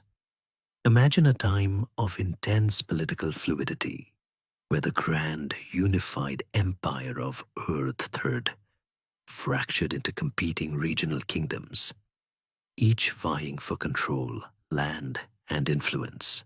This era, spanning roughly from 2004 to 1763 BCE, was characterized by a constant ebb and flow of power, with cities rising to temporary dominance only to be challenged and eclipsed by others. For Uruk, this meant navigating a complex political landscape, no longer part of a stable empire, but caught between powerful neighbors, often becoming a prize in their struggles for supremacy. It's like being a valuable piece on a chessboard, constantly being eyed and moved by different ambitious players. The collapse of the Ur-3 Empire was swift and brutal, precipitated by a combination of internal administrative strain, economic difficulties, and relentless pressure from external nomadic groups, particularly the Amorites from the west. With the central authority of Ergon, a power vacuum emerged, and former provincial governors and local dynasts quickly asserted their independence. This led to the proliferation of numerous independent city-states, the most prominent of which were Isin and Larsa, hence the period's name. These two cities, along with Babylon, Eshnunna, and others, engaged in a protracted struggle for hegemony over Sumer and Akkad. During this period, Uruk found itself in a precarious position, strategically located in southern Mesopotamia, making it a coveted possession for any aspiring regional power. Its ancient lineage, its monumental temples, and its fertile agricultural lands made it a valuable asset. The city often became a flashpoint, changing hands between Isin and Lhasa multiple times. Imagine the city's inhabitants enduring sieges, occupations, and the constant uncertainty of whose banner they would wake up under each morning. It must have been a rather unsettling time, to say the least. The rulers of Isin and Larsa, in their quest for legitimacy and power, often paid homage to the traditional Sumerian cultural and religious centers. Uruk, with its revered Iana temple, remained a profoundly important cult site. Kings from both Isin and Lhasa would boast of their efforts to rebuild or restore Uruk's temples, seeking divine favor and demonstrating their piety to the wider Sumerian world. This meant that while Uruk might suffer politically, its religious infrastructure often continued to receive investment, preserving its cultural heritage even amidst political instability. It's like a perpetually popular tourist destination that everyone wants to own, not just for the revenue, but for the prestige it confers. A significant scholarly debate during the Isin-Lhasa period centers on the exact nature of the relationship between these warring states and their claims to Sumerian kingship. Each city-state's ruler would declare himself king of Sumer and Akkad, even when their actual control was limited to their immediate vicinity. This highlights a continuity of ideology from the Ur-3 period, the idea of a unified Mesopotamia, even if the reality was one of constant fragmentation. Uruk's role in these claims was often passive, but crucial. Whoever controlled Uruk could claim a stronger link to the ancient Sumerian heritage and its revered religious sites. This era was not just defined by conflict, however. It also saw continued cultural development, particularly in literature, with the copying and composition of many Sumerian literary works. The legal code of Lipit Ishtar of Isin, for example, is a testament to the ongoing sophistication of Mesopotamian law. Despite the political fragmentation, the underlying cultural continuity of Sumerian civilization remained strong, nurtured in cities like Uruk that managed to persist through the shifting tides of power. The city of Uruk, once a singular dominant force, now existed as a highly prized, if often contested, jewel in a crown that was constantly changing hands. Its ancient resilience was put to the test, but its sacred foundations ensured its survival, albeit in a world far more complex and dangerous than its initial flourishing. Just as the political landscape of Mesopotamia continuously shifted during the Isin-Lhasa period, Uruk, along with its contemporaries, eventually faced the long, drawn-out process of the old Babylonian decline and legacy. Imagine a majestic river, once overflowing with power and vitality, gradually narrowing its course, its waters still flowing but with less force, leaving behind a vast, fertile delta as its enduring gift. This era, roughly from 1763 to 1595 BCE, marks the eventual triumph of Babylon under Hammurabi, followed by a period of relative stability and then a gradual decline for many of the old Sumerian cities, including Uruk. While Uruk never entirely disappeared from the map, its role as a dynamic, leading urban center waned, giving way to new powers and new cultural paradigms, though the seeds it had sown would continue to bear fruit for millennia. It's like watching a once dominant technological innovator slowly lose its edge as new players enter the market, eventually becoming a respected but quieter presence. The Old Babylonian period began with the rise of the Amorite dynasty in Babylon, culminating in the reign of Hammurabi, Sa'i, 1790–1750 BCE. Hammurabi, a brilliant military strategist and shrewd legislator, managed to defeat the rival states of Isin and Larsa, unifying much of Mesopotamia under Babylonian rule.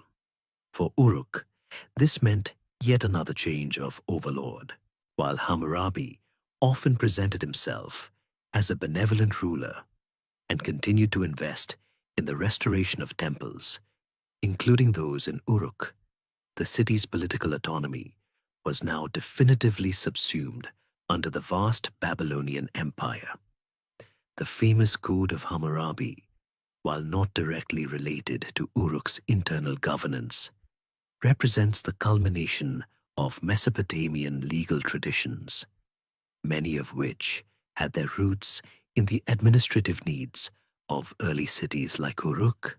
Under Babylonian rule, Uruk continued to function as a significant provincial center, especially known for its ancient Iana temple. Archaeological evidence suggests continued occupation and religious activity, with dedications and repairs made by Babylonian kings. However, the economic and political gravity of Mesopotamia had firmly shifted north to Babylon. Uruk was no longer a driving force of innovation or empire building. It was a revered, ancient city, valued for its historical and religious significance within a larger imperial framework. Think of it as a respected historical landmark rather than a bustling modern capital. The gradual decline of Uruk and other old Sumerian cities during this period was multifaceted. Environmental factors likely played a significant role. Over centuries of intensive irrigation, the land in southern Mesopotamia became increasingly salinized, making it less fertile and harder to cultivate.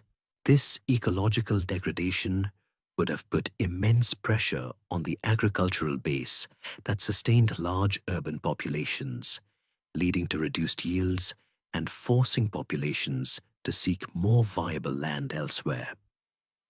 Imagine a farm where the soil slowly becomes poisoned, making it harder and harder to grow crops, eventually forcing families to move.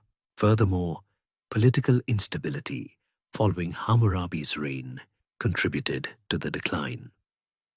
Successive Babylonian kings struggled to maintain control over the vast empire, facing internal rebellions and external pressures from groups like the Kassites.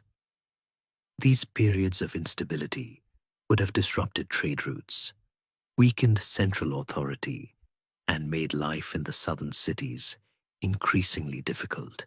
People might have migrated north towards more stable regions or smaller, more manageable settlements. Despite this decline, Uruk left an indelible legacy. The very concept of urbanism, monumental architecture, advanced administration, and above all, writing, had originated or seen its first major flourishing in Uruk. These innovations were not lost. They were absorbed, adapted, and further developed by successive Mesopotamian civilizations, including the Babylonians.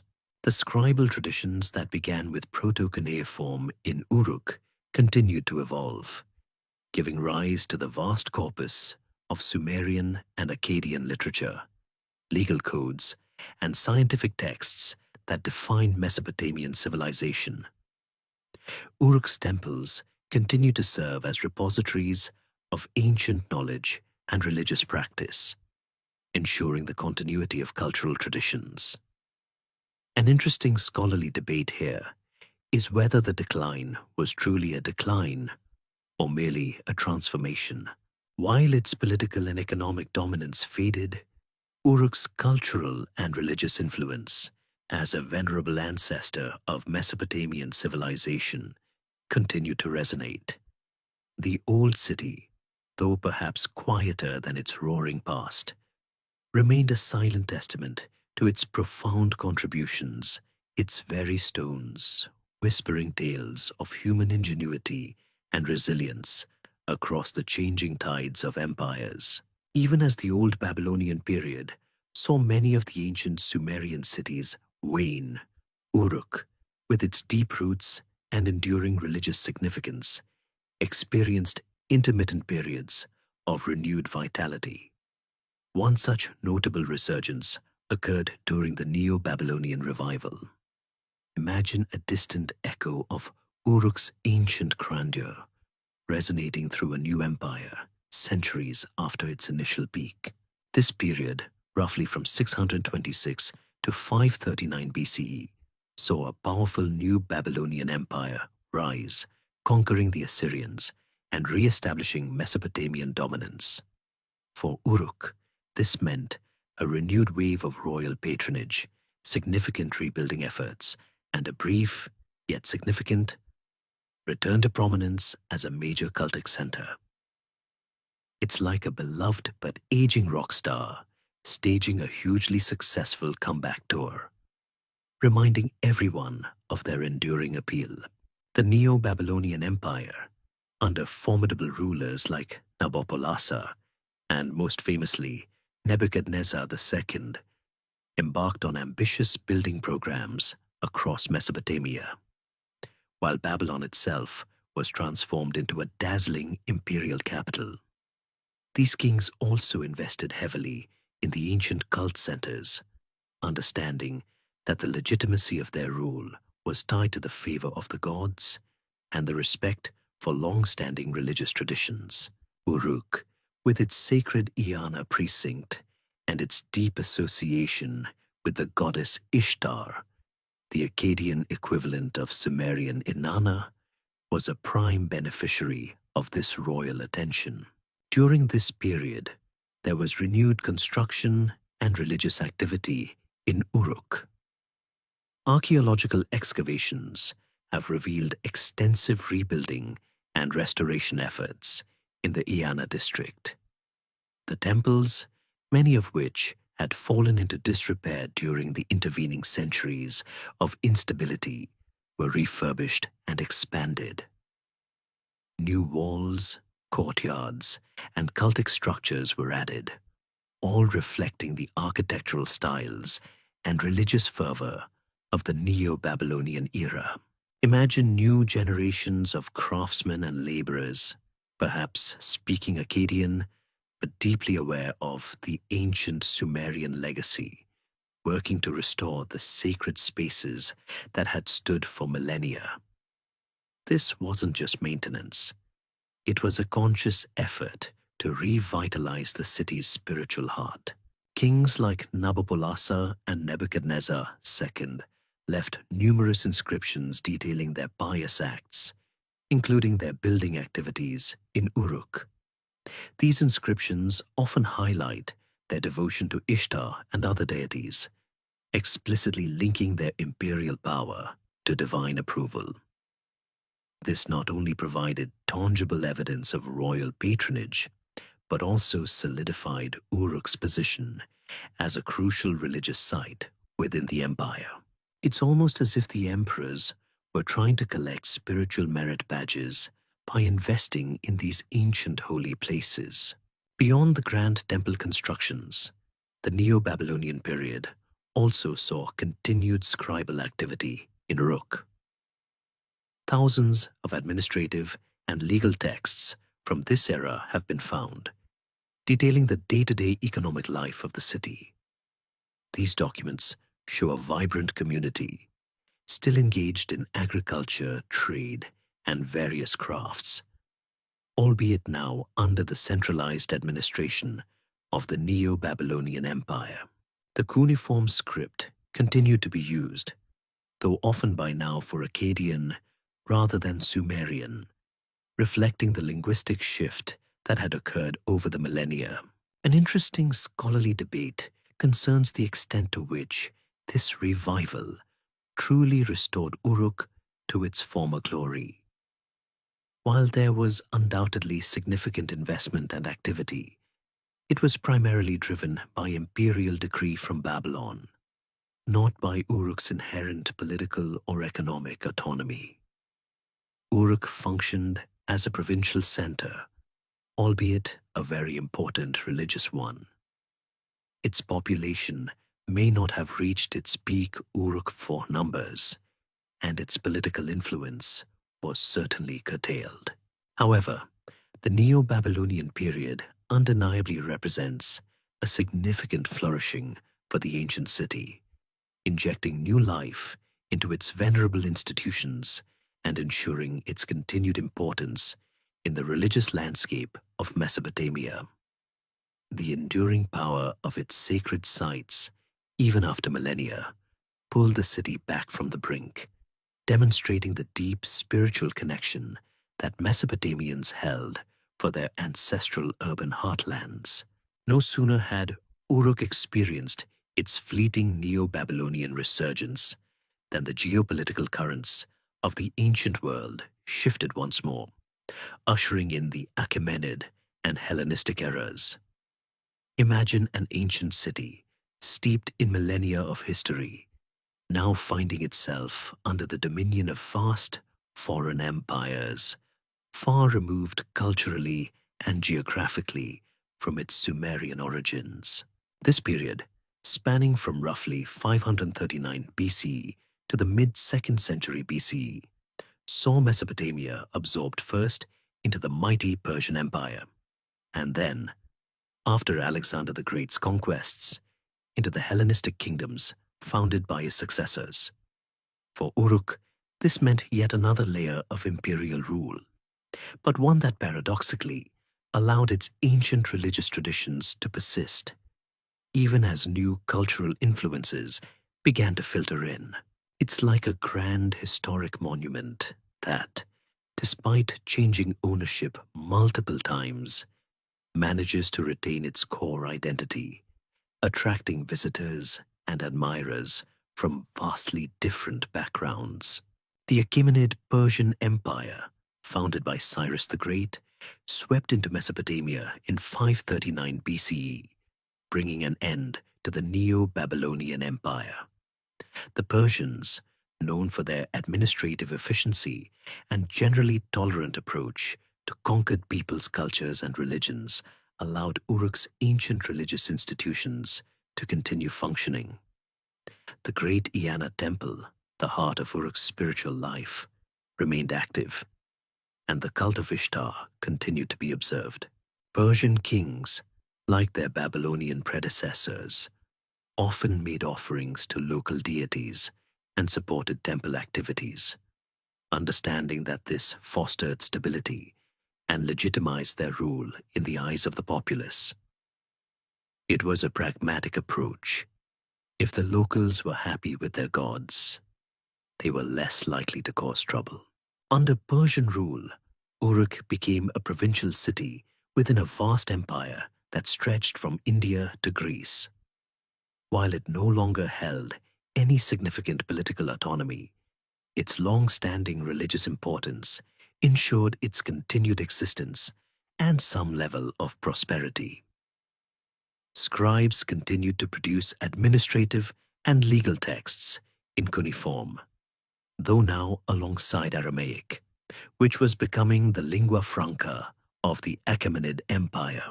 This linguistic duality reflects the blending of cultures occurring throughout the empire. Then came Alexander the Great. His conquests in the late 4th century BCE shattered the Achaemenid Empire and ushered in the Hellenistic era. After Alexander's death, his vast empire was divided among his generals, leading to the establishment of the Seleucid Empire, which controlled Mesopotamia. For Uruk, the arrival of the Greeks brought a new wave of foreign influence, both culturally and architecturally, while the Seleucid kings also adopted the Persian policy of supporting local cults to ensure stability. They also introduced Hellenic elements to the Mesopotamian urban landscape. In Uruk, this is visible in the construction of new temples and public buildings that incorporated Greek architectural styles and artistic elements, often alongside traditional Mesopotamian forms. Imagine seeing a temple dedicated to Ishtar, but with Greek-style columns or relief sculptures that subtly blend Hellenic and Mesopotamian artistic conventions. This cultural syncretism is a fascinating aspect of the Hellenistic period, where the ancient traditions of Mesopotamia mingled with the new influences from the Greek world. It's a bit like a cultural fusion restaurant, where familiar flavors are presented with an exotic new twist. A significant scholarly debate concerns the extent of Hellenization in cities like Uruk. While some Greek cultural elements were clearly adopted, particularly in elite circles and new administrative centers, the vast majority of the population likely continued their traditional way of life, speaking their native languages, Akkadian and Aramaic, and worshipping their ancestral gods. Uruk, as a venerable center of Sumerian religious tradition, might have been particularly resistant to wholesale cultural assimilation.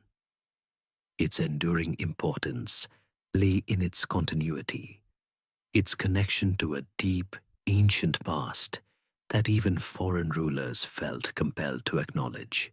The Eanna temple, after thousands of years, remained a beacon of devotion, a powerful testament to the resilience of Uruk's spiritual identity, even as the names of its overlords changed from Sumerian priest kings to Persian shahs and Greek generals.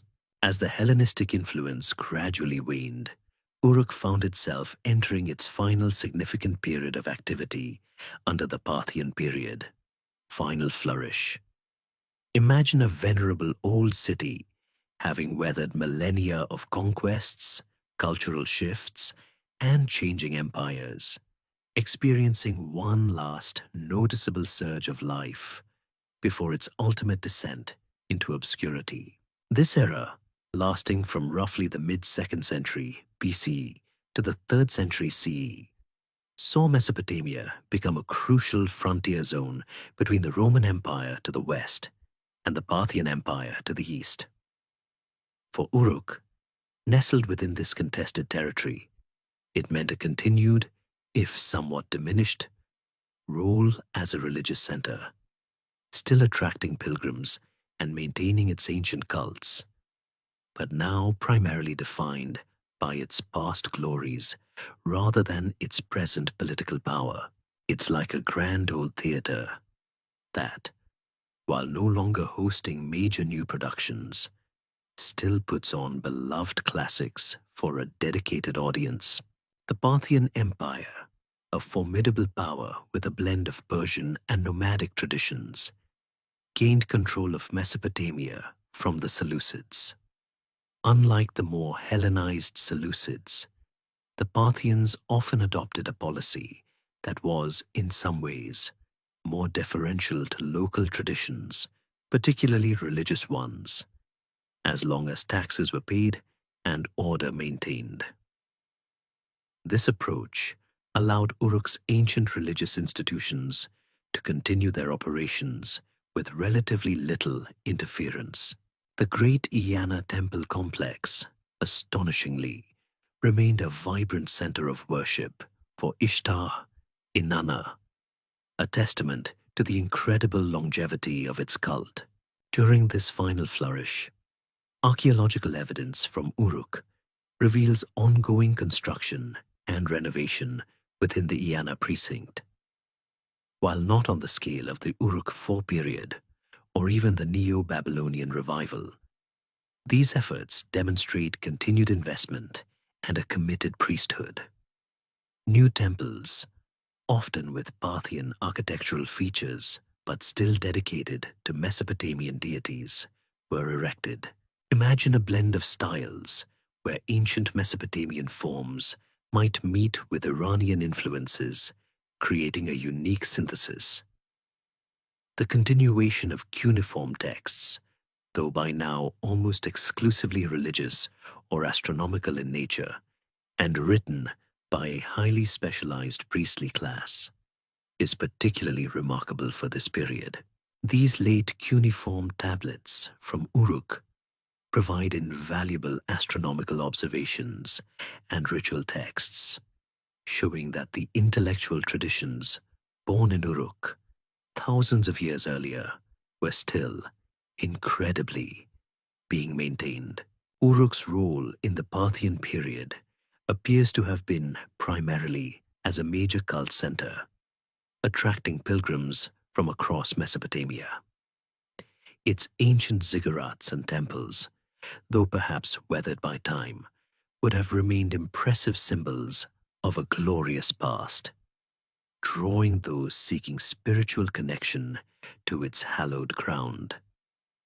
The city likely benefited from the economic activity generated by these pilgrims and the endowments of the temples themselves. While Uruk was no longer a political powerhouse or a center of empire, its spiritual gravity remained immense. It's a bit like Rome or Jerusalem in later periods, cities whose power was derived not from their armies or treasuries, but from their profound religious significance. An interesting scholarly debate concerns the exact circumstances leading to the eventual abandonment of Uruk after the Parthian period. Was it a gradual process of decline, fueled by changing river courses, environmental degradation, like salinization, which we discussed earlier, or a simple shift in regional demographics? Or was it precipitated by a more dramatic event, such as a major invasion or a shift in imperial policy? While there's no single, universally accepted answer, the increasing instability in Mesopotamia as it became a battleground between the Parthian and later Sasanian empires, and the Roman Empire certainly didn't help. Constant warfare, economic disruption, and the collapse of long-distance trade routes would have made life in these older, less strategically vital cities increasingly untenable. The very endurance of Uruk, surviving for over 3 millennia, is astounding. Its Parthian flourish was a poignant final chapter, a last burst of life before the ancient city, having given so much to civilization, finally began its long slumber beneath the sands. Following its final quiet flourish under Parthian rule, Uruk, the cradle of civilization, began its slow descent into oblivion, leading to its abandonment and rediscovery.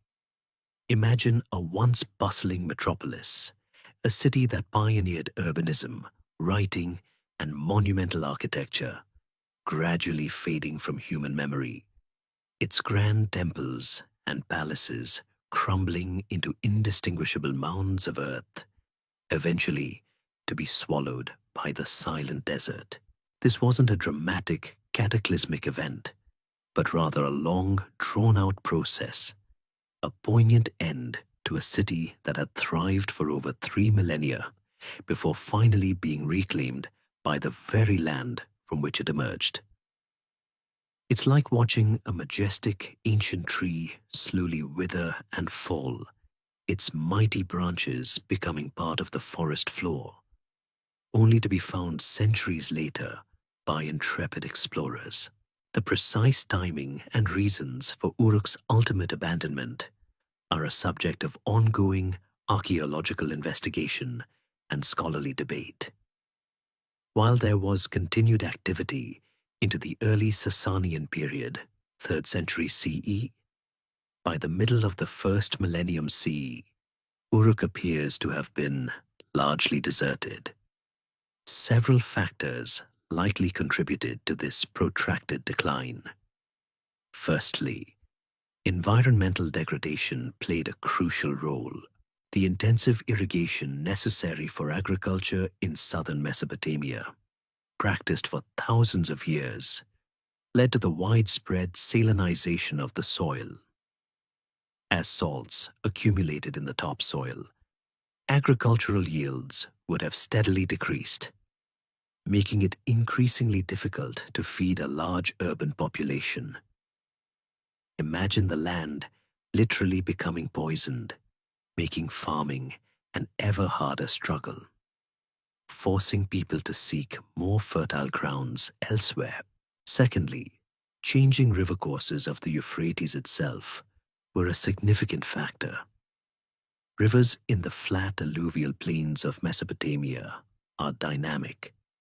They naturally shift their channels over centuries.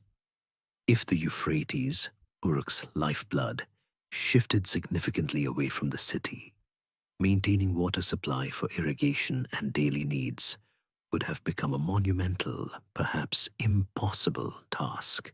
Without easy access to fresh water and the fertile silts of the river, the very reason for Uruk's initial settlement would have evaporated. It's like a city built on a major shipping lane suddenly finding the river has changed course, leaving it high and dry, no longer connected to the vital arteries of commerce and life. Thirdly, the shifting political and economic landscape of the region certainly contributed.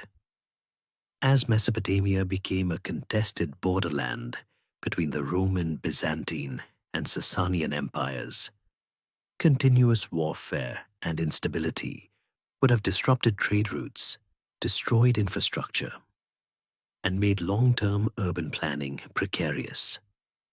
People naturally migrate towards greater security and economic opportunity. The focus of power and population had also long shifted north to new capitals, leaving the old Sumerian cities, like Uruk, as increasingly isolated relics. The final nail in the coffin was likely the rise of new, competing urban centers, and the changing patterns of religious and economic activity in Mesopotamia. And so, Uruk, once the shining beacon of urban civilization, slowly transformed into a series of desolate mounds, known locally as Waka. Its mud brick structures, once towering over the landscape, gradually eroded and melted back into the earth, covered by layers of wind-blown sand and the accumulated debris of millennia. The knowledge of its existence persisted in ancient texts, but its physical location became lost to history, a forgotten titan buried beneath the desert. Centuries later, the scientific rediscovery of Uruk began in the 19th century with the explorations of European travelers and scholars. Early archaeological pioneers, often driven by a quest for biblical corroboration or ancient treasures, began to identify and tentatively explore the vast mounds of southern Mesopotamia. William Loftus, a British archaeologist, conducted initial excavations at Warka in 1849 and 1853. He was one of the first to correctly identify the site as ancient Uruk, and his early finds provided tantalizing hints of the city's immense antiquity and importance. Imagine the thrill of standing on those silent mounds, knowing that beneath your feet lay the ruins of the world's first true city, a place whose very name was once synonymous with civilization. This rediscovery was not merely an academic achievement. It was the unlocking of a forgotten chapter of human history, a testament to the enduring power of archaeological inquiry to bring the past back to life.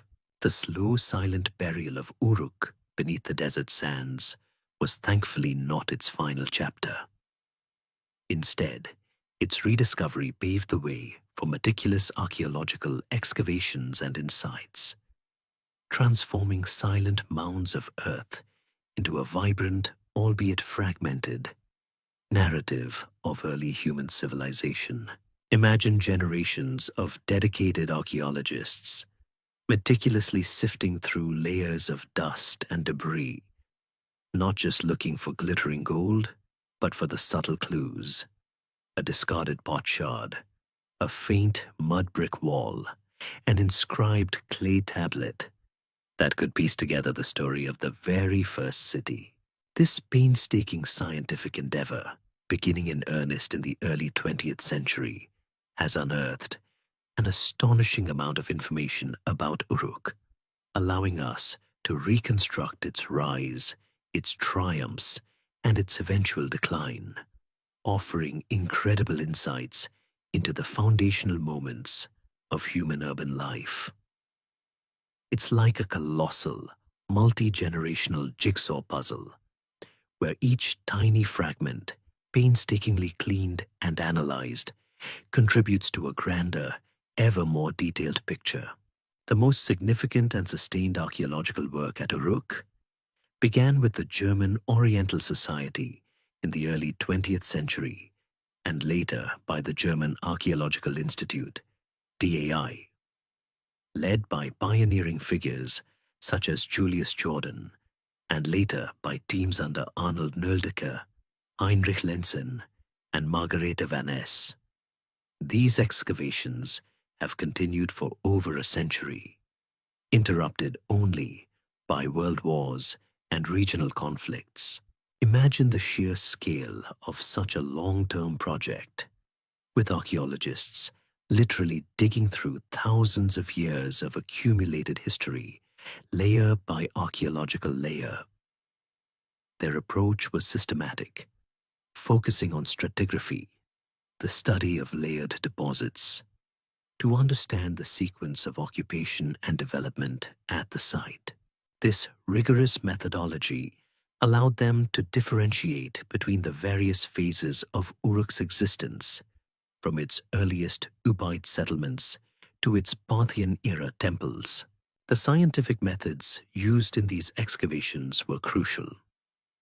Beyond traditional digging and mapping, Archaeologists employed techniques like ceramic typology, classifying pottery styles to date layers, analysis of building materials like different types of mud bricks, and increasingly modern scientific dating methods such as radiocarbon dating.